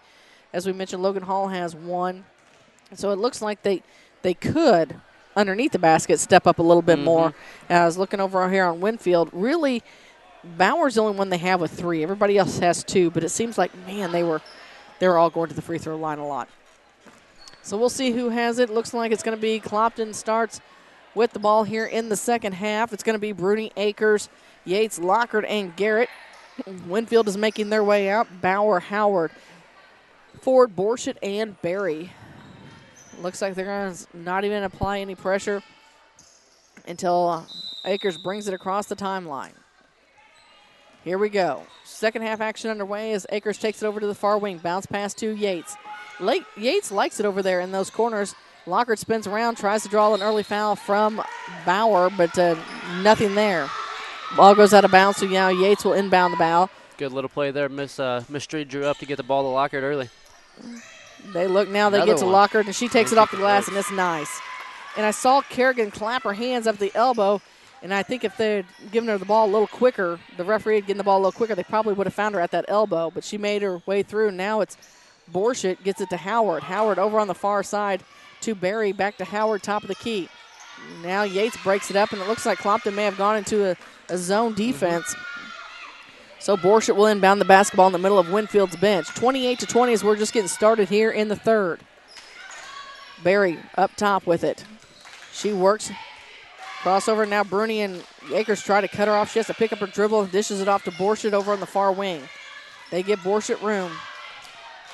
We haven't seen a 3 by Winfield yet tonight, have we? So they've done all the work inside the 3-point arc. And look at the dive from Shanna Yates. She was... I think Sean Totter had to do that. She dove straight for that one. There was never even a question about it. That's the Clopton style of basketball we all know. So they're inbounding the basketball. Winfield is. They get in, and Akers gets the steal. Push it up to Madeline. Bruni's going to bring it across the timeline. I tell you what, Winfield's quick. They get back very quick. They do. Berry was back on Bruni very quickly. Yates with it now in the near corner to Lockhart. Lockhart tries to shoot off, and she draws that foul. She's headed back to the free throw line. I think she has in her mind already tonight how she's going to finish this one. And that's trying to draw the foul, not necessarily looking for that play, but if she sees her opportunity to go into someone to put herself on the free throw line, that's what she's going to do. That one goes against Borshett. That is her first as Lockhart makes the first. Complete line change for Winfield. All 5 come off. 5 new ones on. We've got Parr, Bosley, Gillespie. We haven't seen her yet tonight. Davidson, I'll pick up the other one. Second free throw shot is good as well. So I'm missing her over there somewhere. Oh, that is Kirkmeyer that comes back on in the game. And some troubles. Davidson in trap there. Akers and Yates. Right there is Kirkmeyer. She picks up the loose basketball. Runs into another trap. Kerrigan gets a steal. She does. She takes it right away, and she's going to control the basketball. Throws it up to Yates. Yates finds Akers. Akers drives the baseline, dishes it off to Garrett. Garrett shots up. It's no good. It was a little hard off the backboard, and it rolled to the front of the rim and just kept it on going. Winfield looking to push here. Davidson with the basketball. She spins and runs right into Garrett. She lobs it and ends up in the hands of Yates. Here comes Bruni the other direction. Kicks it to Akers. Akers stops, pops the shot. No good, but it's Lockhart with the rebound. No, ball's loose. And off the jump ball, Clopton's going to keep it. Is that right? Did we have another jump ball already? Okay, see, time flies when you're having fun. So Akers gets the inbounds pass over on the far wing, brings it to the free throw line, hands it to Lockard. Lockard goes all the way around into the paint. Her shot was short, and now we have a tie-up. And by a tie-up, it just means we have everybody falling on the ground. And they're going to call that one on Bosley. Her first. Team second already of this half. So Yates gets it right into Lockard. And Bosley's going to draw a second one and send Lockard right back to the free throw line. I think the game plan is very apparent here early on. Get the ball to Kerrigan Lockard. Yes, it is. And Kerrigan is to take it to whoever is standing between her and the basket, draw the foul, and put herself on the free throw line. 10-point lead, 30-20 is our score. 6 minutes to go here in the third quarter. Free throw shot up and good. That takes it to the largest lead of the night, 4 Clopton at 11. Here comes that line change again. It's not often you see 5 in, 5 out like that. You know, a lot of people will run subs 1, 2, 3 at a time, maybe, but never 5. Yeah, they did that in the first half. I'm not sure what the difference here is in the second, as Lockard's second free throw shot is good. Again, that increases the largest lead of the night to 12, 32-20. Just under 6 minutes to go in the third. Akers trying to force Berry over to put the trap in between her and Bruni. They throw it to Howard. Howard looks down low underneath the Bowser. Bowser shot's no good, and defense. It comes Lockard. She throws it up to to Akers. Akers back to Lockard. Lockard's going to go in. Shots up, it's no good. Garrett with the putback, it's no good.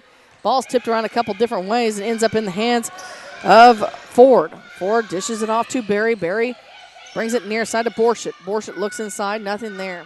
She's working against Yates, takes her all the way down the baseline, skips it across to Borshett. Borshett's shot's no good, and it's going to be Bauer who made contact when she went up and over the back, and that's going to be her fourth. Borshett just did something on her shot that I hadn't noticed her doing all game, and when she went up, she kicked both feet up. 2-2-1 full court defense from Winfield. Of course, Yates gets it right into Akers, to Lockard, to Bruni. Bruni to Garrett. Garrett breaks it and takes it to the hole. And that was nice ball movement there by the Hawks. That's how you beat a press. Mary Margaret Garrett gets in the scorebooks tonight, takes it to a 14-point lead for the Hawks. Akers and Yates going to set that trap there. You know, when they get there, and I don't care if it's Akers and Yates or Akers and Bruni or even, Akers and Smith, when they get that trap set, they're deadly. Mm-hmm. They may not be the tallest, but they clog up a lot of passing lanes. It's because they bounce around. Uh-huh. And that was Berry who did that little jump now as she went up for the shot. It was no good, went out of bounds. Of course, last touched by Winfield, so it's back to Clopton. Akers takes it to the far side, brings it back to the middle, finds Bruni. Bruni finds Garrett. Garrett takes it off the glass just like last time. And Clopton's putting on a clinic on how to beat the press right there. They are. 4.5 to go. That's a 6-point lead for Clopton. I should say 4.5 to go in the third. Berry gets the ball to Howard, loose, and it's in the hands of Yates to Akers. Akers spins and takes it off the glass. It's a little short, gets her own rebound, and she goes on the ground to keep the possession. Going to be jump ball. Possession arrow favors Winfield, and that was kind of an ugly sequence of plays there, but we'll take it. While we have a moment, want to thank sponsors of tournament action all week, including Mick Mailer & Sons Backhoe Excavating, Rawls County Mutual Insurance, Alicia Kane, a RE/MAX Realty Agent, Craig's Truck and Tractor Service, Pike County Title Company, and Sun Window Company. With the basketball is Ford, gets it near side to Borshett. Borshett finds the hole. She stops. She pops it, misses everything. Looks like they try to save it. Got a piece of it. Yeah, maybe she did. Now it's Berry with the shot. It's too hard, and Lockard goes up strong. Long baseball pass to Akers, and it's taken away by Parr. Parr dribbling around on the near wing. Clopton back into their zone defense. Parr takes it in the paint. She's going to be fouled. She's going to go to the free throw line. So that's the first foul that Clopton has picked up here in the second half. And they called it on Yates. Shana Yates, yep, that's her third.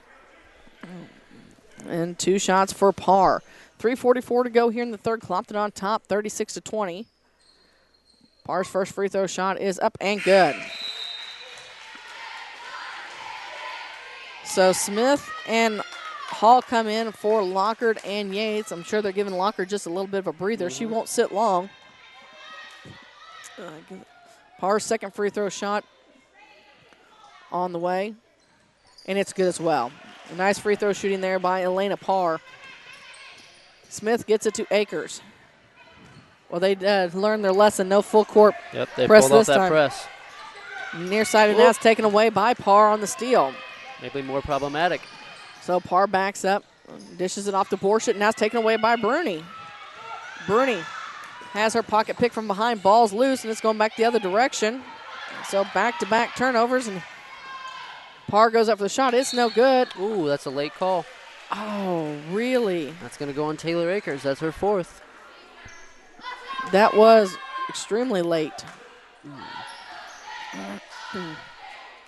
Sends Parr back to the free throw line where she was just 2 for 2. 3:18 to go in the third. Clopton still leads it by 14. First free throw shot is on the way. It's off the mark. No good. Lockard coming in. She's going to grab Akers. Akers is going to take a seat with 4 fouls. We probably won't see her again to the 4th. Second free throw shot on the way. This one's short, and it's Hall with the rebound. Hall kicks it to Bruni, up to Lockard.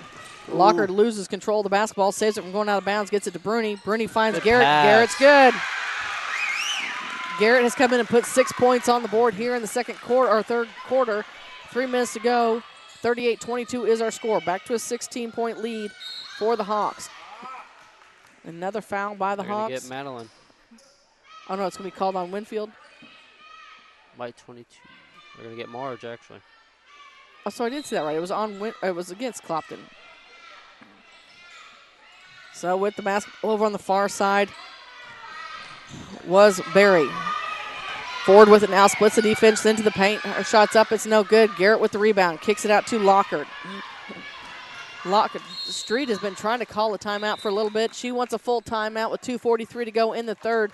Hawks lead at 38-22. You're listening to Clopton Tournament on Eagle 102.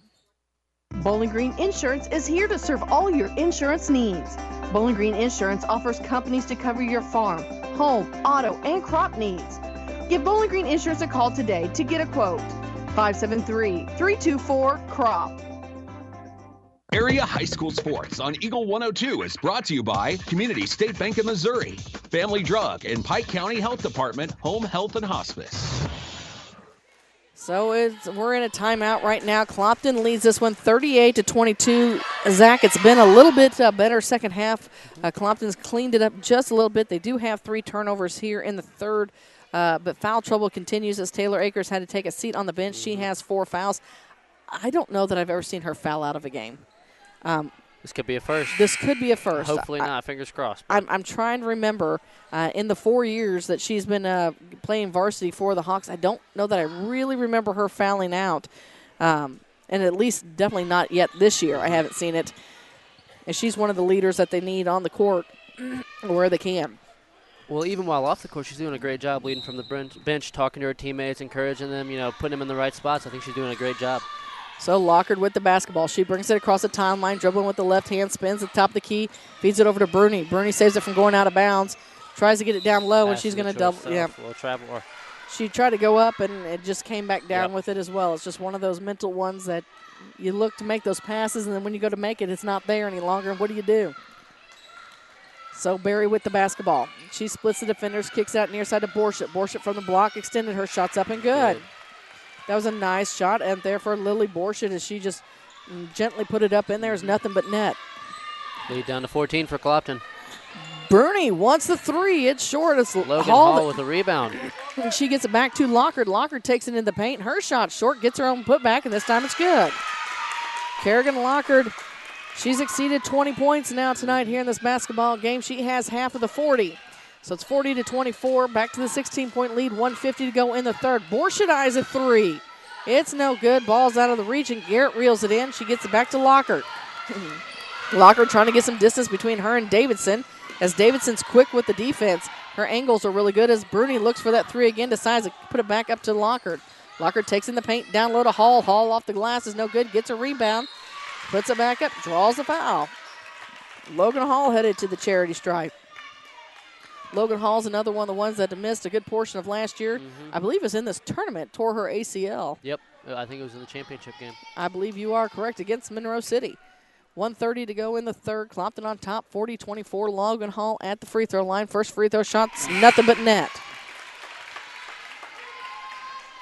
So let's see. We got Parr returning along with Kirkmeyer for Berry and Ford. Looks like Barry is going to take a seat with 3 fouls.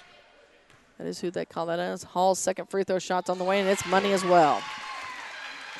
Clopton opens up an 18-point lead here in the third. That is their largest of the night. As you mentioned, Berry picks up her third. And Borshett controls the ball for the Lady Warriors. And then Hall gets a hold of it, and there it's going to be a jump ball. Possession arrow favors Clopton. That's a 6th turnover for Winfield here in the third. Lockard kind of running the point for the Lady Hawks at the moment as they get to Smith. Smith on the near side, works it around, back to Lockard. Lockard swings it over to Bruni. Bruni over in the corner, weaves her way in. She goes up, may have missed the foul, and she loses it. And there's a 5th turnover for the Hawks. And Lockard gets a steal. Good defense there. And Lockard kind of watched that one. She almost was set there as like a wide receiver was set, and she eyed it. Here comes Logan Hall on the pass from Bruni, and it's good. It's a 20-point lead for the Hawks. So Davison with the basketball. She brings it to the near side, about the head of Winfield's bench. She's working around, gets it over top to Parr. Now with it to Borshett in the corner to Kirkmeyer. Kirkmeyer drives up baseline, runs right in to Kerrigan Lockard, and she takes it away. Takes it right away from her. Jump Call ball. it jump ball, though. And so the jump ball with 30 seconds goes to Winfield. 20-point lead for the Lady Hawks, 44-24. Bosley's going to return. She will come in for Borshett.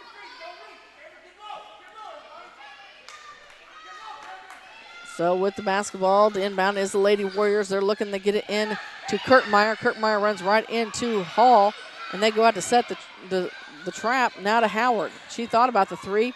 Now to Parr in the near corner with it to Davidson. Davidson shots up. It's off the rim. Garrett with the rebound. Garrett with the rebound. You know, she's been working pretty hard with the crossover hoops. Gentlemen, they've been putting in some time. I saw her working there trying to get prepared for this season. Bruni with it now. Back up top with it to Lockard. Swings it to Smith. Smith takes it down, and she loses the ball at the buzzer, and that is how the third quarter ends. Clopton on top of this one by 20, 44-24. We've got your final quarter of action coming up next on Eagle 102. Bowling Green Tractor wants to change the way you think about yard work with their Ego 56-volt ARC lithium battery-powered lawnmowers, weed eaters, blowers, trimmers, and chainsaws. At Bowling Green Tractor, you can walk in and see for yourself just how easy these products are to handle. Bowling Green Tractor, your home for Ego. Power beyond belief. Is it time to renew, redo, or rebuild? I'm Christine Rutherford, and we have loans designed specifically for repairs and renovations, along with home equity lines of credit. People's Bank and Trust, member FDIC, equal housing lender, MLO number 421603, NMLS number 407724. Bringing you all the action from the Eagle 102 broadcast booth. Sponsored by Family Drug in Louisiana. Well, Zach, the big key thing here is that Clopton has this 20-point lead, but you can't let up at all because Winfield, they're able to come back. Yeah, as they showed in the first half, Clopton went up early, but Winfield stormed back. They took advantage of some sloppy play in the first quarter. But hopefully Clopton can just keep the foot on the pedal and finish it off. In the other gym right now, Mark Twain leads Wright City by 20, 42-22. So much like this basketball game at the moment. Again, Akers still sitting on the bench. She's got 4 fouls. So Smith, Lockard, well, what you waiting for here? Okay, Smith, Lockard, Bruni, Hall, and Garrett on for Clopton. Looks like with the lineup right now, Lockard's going to be one in the point.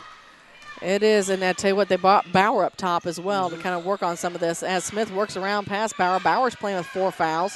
They get back to Lockard. She swings it to Bruni. Bruni over on the far wing takes it down to the block. Back up top to Lockard. Finds Smith inside. Smith works it around, loses the handle, kicks it back out to Bruni, back to Lockard. Lockard to Smith again. And I tell you what, they're battling in there, and there's a steal in there by Winfield. Taking it to the other end is Berry. Her shot's up and good. And I tell you what, really kind of a great heads-up play there by Bruni to let her score, not draw the foul. Brings it within 18. Lockard trying to avoid the trap up top. She swings it to Bruni over on the far wing. Bruni down low to Hall, they try to get down to Garrett. Garrett shots up. It's blocked. Looks like they're going to call a foul. I think they might get Bauer here. Is it going to be Bauer? I was too busy watching Taylor Akers Oh, they clapping. got 5. So that's going to be Kirkmeyer. Kirkmeyer, her third. And Garrett heads to the free throw line.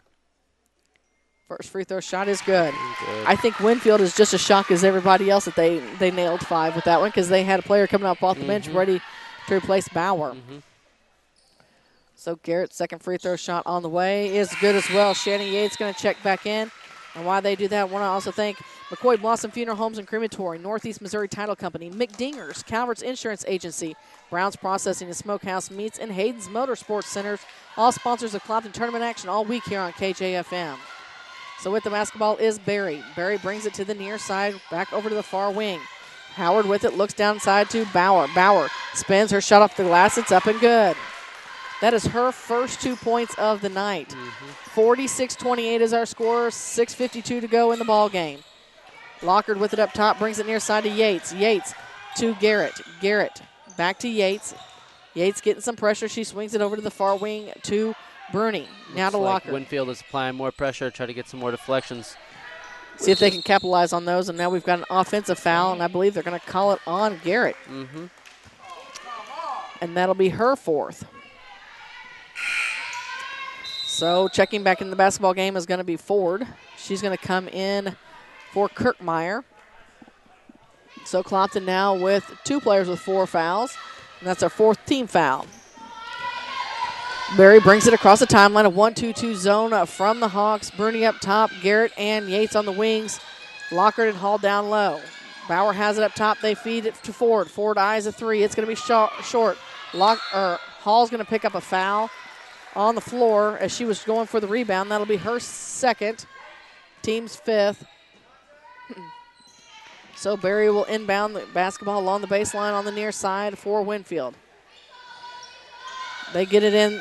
Long shot on the way. It's a 3. It's no good. With the rebound is Bosley, and now I believe it's going to be Shanna Yates picking up her foul. That's her 4th too. So the key will be is how many players can Clopton to finish the game with 4 fouls. This will be Bosley's first trip to the charity stripe. That's 3 of them with 4 fouls. Akers, Garrett, and Yates. First free throw shot is off the mark. No good. She'll get the second. Don't forget, high school basketball continues tomorrow evening as it's boys semifinal action. We've got 4 games for you. Once again, you can hear it all right here on 102.1, online at kjfmradio.com, on the KJFM radio app, and on all your Alexa-enabled devices. Second free throw shot on the way. It is high arcing, and it misses everything. 6:13 to go in the basketball game. Clopton has the lead 46-28. Here comes full court pressure, man-to-man, slight man-to-man defense from Winfield. And Kerrigan's going to throw it away. Out of bounds. Right to Mason Street over there in the crowd. Well, he's just getting him ready for Earl's game tomorrow night. He looks quite relaxed over there. He may look a little too relaxed, we're not going to lie. With it is Barry. He takes over to the far wing. She spins right back in. And the ball's tipped, and it ends up in the hands of Yates. Yates is going to be fouled by Ford. That'll be Ford's 2nd one. And it should be the 7th team foul, so Shannon Yates should head back to the charity stripe.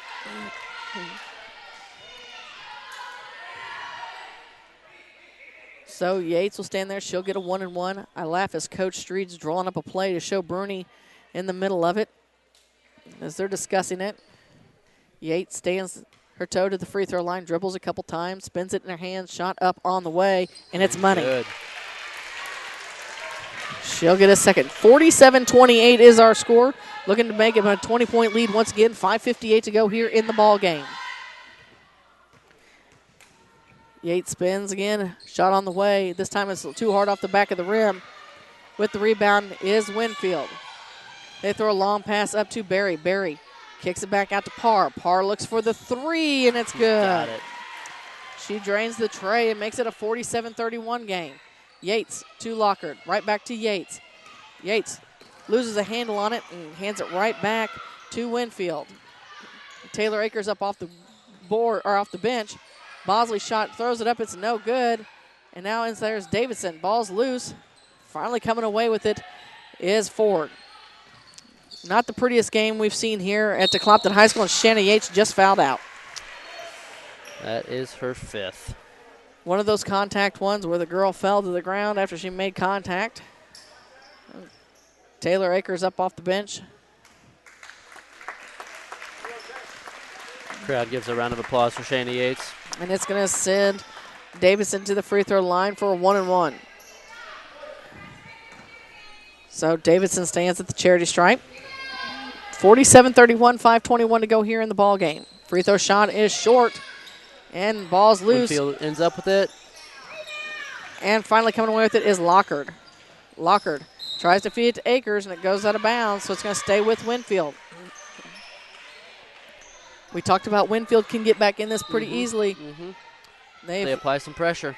So forward with the basketball now to Barry. Barry with it up top.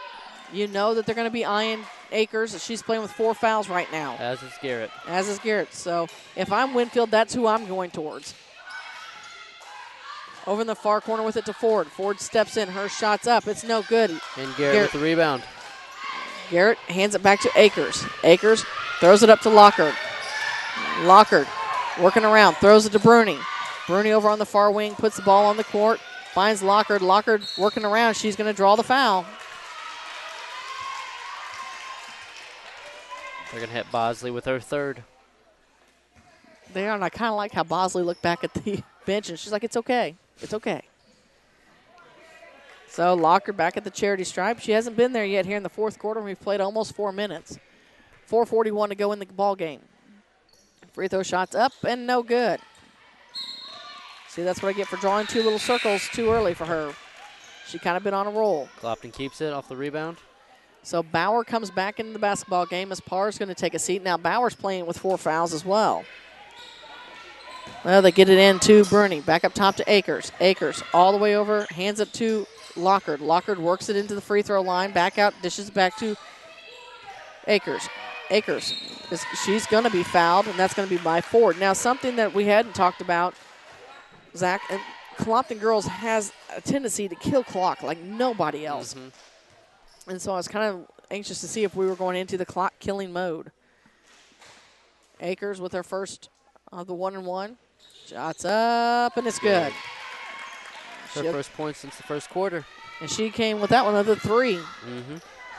48-31 is our score. Winfield wants to take a timeout. We'll take a timeout as well. 4:28 to go here in the basketball game. You're listening to Clopton Tournament Action on Eagle 102. Cellular and Satellite Center is the only stop you need to make when it comes to satellite providers, offering DirecTV and Dish Network along with antenna installs. Now, a special message from Matthew Niemeyer himself. If you call an 800 number and they say we will be the local installer, they are wrong. Contact Matthew at Cellular and Satellite Center in Bowling Green, your local authorized dealer. High School Sports on KJFM is brought to you by Pike County Mutual Insurance, Brown's Processing, and Bank of Louisiana. We're in a timeout right now. 4:28 to go in the basketball game. Clopton leads Winfield by the score of 48-31. Mark Twain was leading Wright City a little bit earlier. We'll get a final for you over there. But want to remind you, tomorrow night it's boys semifinal action. Monroe City, Louisiana at 5:30, followed by Winfield, Clopton at 7. In the old gym, Silex Wright City at 5:30, followed by Elsberry, Mark Twain. All 4 games can be heard on 102.1, online at kjfmradio.com. On the KJFM radio app, we'll have video for you going with that as well. So your most complete coverage of the Clopton Invitational Tournament is right here on KJFM.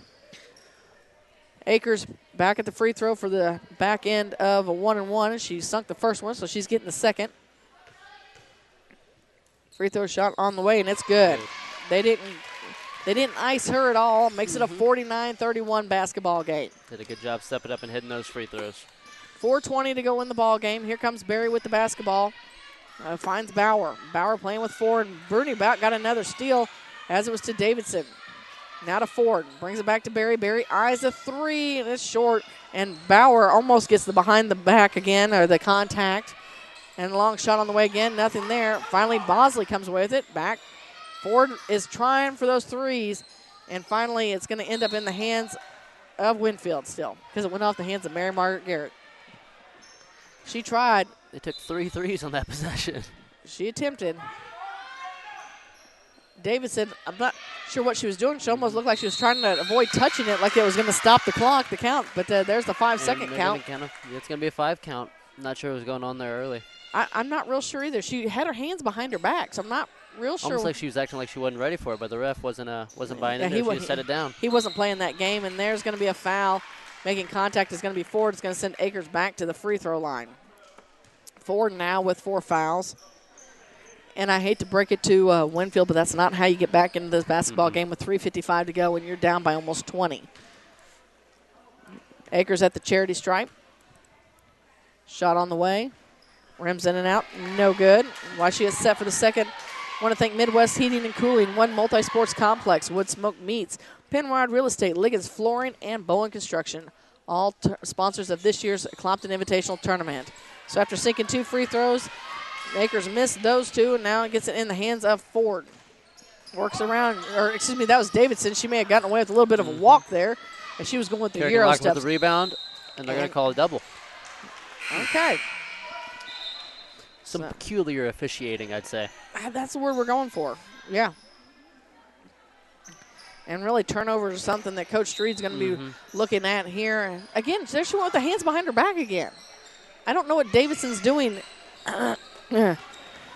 So with the basketball over on the far side is Winfield. They get it to Davidson. She wants a 3. It's going to miss everything. Well, we'll call it a pass, but it goes off her teammate's legs out of bounds. That was Berry. That's what I tend to say when I airball. I say that was a pass. That's what we say too. Don't worry. That's what we call it. It was just a pass, especially if it ends up in the teammate's hand. No, it was just a fancy pass. And Ford about got another foul there on Akers. Parr's coming in along with Borshett. We're down to 3:30 to go. I'm not going to lie to you, Zach. This has been a long game. A lot of fouls, a lot of stoppages. Garrett gets it into Lockhart, who finally runs up. Now to Bruni. Bruni finds Hall. Hall takes it off the glass, and that's nice. Punishing Winfield for bringing the press. Yeah, back to that 20-point lead, 51-31 with 3:15 to go in the ball game. With the basketball is Borshett. Borshett bounce pass in the middle to Gillespie, who came back in the game, and there's a 3 drained in there by Ford. So Ford makes it a 51-34 game. Bruni with the basketball to Akers. Akers brings it to the near side. She works between the circles. Wonderful. See that stall here now. Now here's it to Lockhart. They are pretty far out, so it looks like that's probably what they're going to try and do. They're going to make him come out and foul him, I have a feeling, because Bruni just took it to the free throw line and back out. So Winfield or Clopton's going to make Winfield foul him. There, Akers does the same thing. Takes it into the paint to the free throw line and back out. Now to Lockhart. They don't want to foul Lockhart. There's Bruni. Now to Lockhart. Pitch and catch between the 3 of them. We're down to 2, almost 2.5. Down to 2:20. And now Akers takes it all the way in. She says, you know what, never mind. I'll take it in, and works to get her own rebound. Here comes Lockhart with the putback. Nope, she kicks it back out to Bruni. Pull it back out. And, you know, that's heads-up basketball. Yep. Right there is to, no, I don't need to score. I need to kill clock. So that's what exactly they're doing. Not that I want to jinx her with just under 2 minutes to go, but Kerrigan Lockhart still no foul in this game. And here comes Akers. And finally, fouling Akers to stop the clock is Parr. And I believe that's her first. I believe you're right. So Akers is going to get 2. Man, I'm going to have to eat a little bit of crow with Kerrigan here for too terribly long. No fouls. 2 games in a row. First free throw shot's up and good from Akers. Kirkmeyer comes back in for Ford. Minute 53 to go here in the ball game. Akers steps up for her second. Shot on the way. It's off the rim, but it's Garrett there with the rebound, and they come from behind, and we're going to have a jump ball, I think. Call it jump ball. They are. Arrow favors Winfield. So Parr will inbound the ball. She'll get to Borshett. Borshett will bring it across the timeline.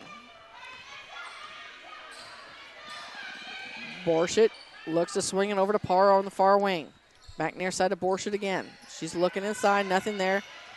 Parr, she's put up a couple 3-point shots.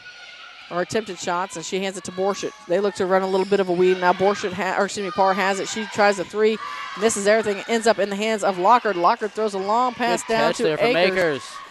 And she takes it to the hole. It's not like she was tall enough just to, grab it out of the air. She had to go up and get it. She snagged it. Back to that 20-point lead with 1:12 to go in the ball game. 54-34 Clopton.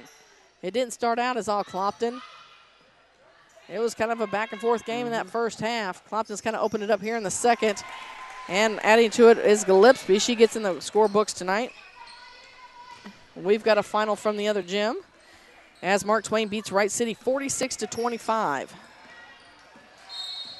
So, and it looks like it's heading back to the free throw line. It's going to be Akers. So Mark Twain will advance on to face Silex as Wright City heads home for the week. So now the only game we're waiting to see is if Clopton can hold on for this 20-point, well, it's 18 points now, 19. As Taylor sinks the first one. We've got mass substitutions going on here. And Marianne, I think you're going to get off free this game. I think they just pulled Kerrigan Lockard. I doubt she'll get a foul on the bench. Oh, man.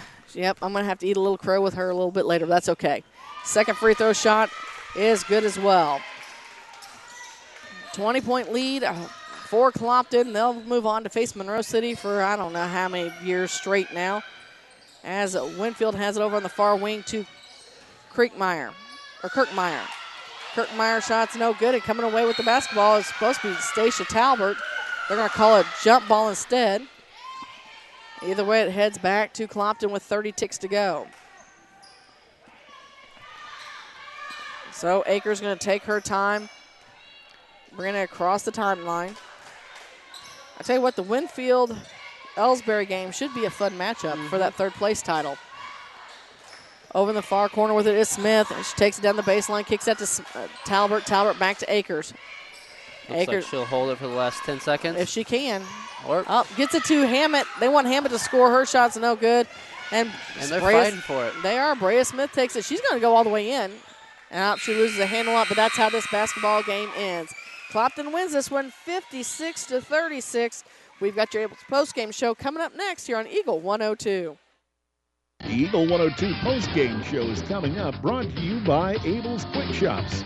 Here's one question that has no wrong answer. Are you going to choose the new Shell and Fuel Rewards card to be used at Shell stations, or the Shell and Fuel Rewards MasterCard that can be used everywhere MasterCard is accepted? With both, you save 10 cents per gallon, up to 20 gallons every time you fill up. And you also earn 10% rebates on your first $1,200 in non-fuel purchases per year at Shell stations. See? You can't go wrong with either. Visit www.shell.us/getrewards and apply today. At participating Shell stations only. Terms and conditions apply. When you support a locally owned pharmacy, you're contributing to the growth of the community. The dollars you spend stay right here to support our local community. Health Mart pharmacies are locally owned pharmacies. There's one right here. Health Mart pharmacists have a personal commitment to their communities because, just like you, they support their community. Health Mart pharmacies are locally owned and hometown proud. Louisiana is a Health Mart town. Family Drug Health Mart Pharmacy. The right people, the right price, right downtown. Health Mart, caring for you and about you. Hey, this is Ryan with Mid-America Auto and Towing in Bowling Green, and we've got the lot looking good and ready to go. We've got something for everybody's budget. We have a constant rotation of new inventory, including cars, trucks, and SUVs. So if you're out and you're looking for a new car, come by and see me. The Mid-America Auto and Towing, just off Highway 54 in Bowling Green, is a one-stop shop. Like us on Facebook or check out our website, midamericaautoandtowing.com. Hear all the action from the Eagle 102 broadcast booth. Sponsored by Family Drug in Louisiana. Time now for the Eagle 102 post-game show on KJFM. Sponsored by Abel's Quick Shops. Well, it's the post-game show, and Zach, it wasn't exactly what we mentioned before. It wasn't a pretty win, but it's a win nonetheless. Clopton advances on to face Monroe City in the championship game after beating Winfield 56-36. But again, turnovers are going to be the key. I think if my math is correct, Clopton had about 18 in the game, and that's about 17 more than Coach Street likes. Actually, it's probably about 19 more than she likes if you're going to let her go into negatives. But, Winfield was about on the same time, same same track there. Clopton played with a lot of players with 4 fouls, and only 1 managed to foul out. And really, Shanna Yates, that was one of those ones you just can't stop. And when momentum's taking you into that player, there's not a lot you can do to stop that. But Kerrigan Lockhart was kind of the story tonight. She put up 22 points. I say that, but then Taylor Akers came in late in that fourth quarter, and she ended the night with 10. She put up 7 there, mainly from the free throw line down the stretch. Late, yep. Adding in there, Garrett had 8, Yates with 5, Logan Hall added 6, Madeline Bruni with 3, and Brea Smith dropped a free throw. I didn't get to finish the totaling of the free throws tonight, but Clopton seemed to do a lot better in the second half than they did in the first, even though they had only missed 5. I mean, they're kind of known for a high percentage shooting free throw team. Now, here's what was a little bit more of a shocker to me. When you go over to Winfield's, they had nobody in double digits. They spread it out. Lily Borshit, Leanne Ford, and Elena Parr each had 7. Davidson had 6. With 5 was Candace Berry. And then Josie Bauer and Kaylee Gillespie each had 2. So, I mean, they spread theirs out enough that you just couldn't focus on one player. Right. They distributed the ball well all night. Just not enough to get the win tonight. But they are definitely improving from what we have seen in years past, and that is the key each and every game is to get a little bit better. So Clopton's going to have a tough opponent in the championship game on Friday night as they face Monroe City. That is somebody they are very familiar with. They've played them, I think, the last 4, 5, 6. I don't know. It feels like forever years. How long has the tournament been going? That's about No kidding. And so in other games, so Monroe City and Clopton in the championship game Friday at 7 o'clock. Elsberry and Winfield will battle it out for third. And that game's set right around 6 o'clock. And then in the old gym tonight, it was Silex, the number 5 seed, beating Louisiana 54-20. So they advance on, and they will face Mark Twain, who defeated Wright City 46-25. We'll take a quick break here on the Abel's Postgame Show. We'll come back and set up tomorrow evening for you as tournament coverage from the Clopton Invitational continues here on Eagle 102. Here's one question that has no wrong answer. Are you going to choose the new Shell and Fuel Rewards card to be used at Shell stations, or the Shell and Fuel Rewards MasterCard that can be used everywhere MasterCard is accepted? With both, you save 10 cents per gallon, up to 20 gallons every time you fill up. And you also earn 10% rebates on your first $1,200 in non-fuel purchases per year at Shell stations. See? You can't go wrong with either. Visit www.shell.us/getrewards and apply today. At participating Shell stations only. Terms and conditions apply. I'm Tylee Mills, the CEO of Pike County Memorial Hospital. You've heard it from your friends, family, and even neighbors. They choose Pike County Memorial Hospital. Quality care from quality people. Pike County Memorial Hospital. Bundle at Pike County Mutual Insurance and save. Ask about the great rates on your personal vehicle, farm trucks, big or small, or even your motorcycle and side-by-sides. Stop by and see myself, Corey Buchanan, Buddy Bibb, or Kathy Gamm at your hometown insurance company since 1895. Pike County Mutual Insurance on the square in Bowling Green. The Mercantile Bank of Louisiana is introducing Merc BK Mobile. With the ability to take a picture of your check and deposit it into your Mercantile Bank account, you'll never have to worry about getting to the bank. Find more information by visiting mercbk.com. The Mercantile Bank, located on the corner of 3rd and Georgia Streets in downtown Louisiana. Member FDIC. Eagle 102 Sports on KJFM is brought to you by People's Bank and Trust, County Market in Louisiana, and Bowling Green Insurance. Tomorrow night is boys semifinal night from the Clopton Invitational Tournament in the old gym at 5:30. Number 8 Silex will take on number 5 Wright City, immediately followed by number 7 Elsberry taking on number 6 Mark Twain. Then in the new gym, it'll be number 1 Monroe City facing number 4 Louisiana, and then number 2 Winfield taking on number 3 Clopton. And Zach, you all are primed and ready to go to face Winfield tomorrow evening. Yes, we are. So best of luck to you all in that much. game. I appreciate you sitting in tonight. Thank you for having me. I really appreciate it. Any final thoughts you'd like to share before we sign off this evening? Just a good experience. I'm happy to be here. All right. Well, we appreciate you being up here tonight. Ethan, again, thank you for running the camera stuff for us. Brennan, thank you for running the board for us back at the station. For Brennan, Ethan, Zach, I'm Marion Everhart. You've been listening to the Clopton Invitational Tournament on Eagle 102. You've been listening to Area High School Sports on Eagle 102. Join us each week as we bring you the best of area high school sports on air at 102.1, online at kjfmradio.com, and on the KJFM radio app. You can find a full recap of scores online and daily during Eagle 102 Sports, all from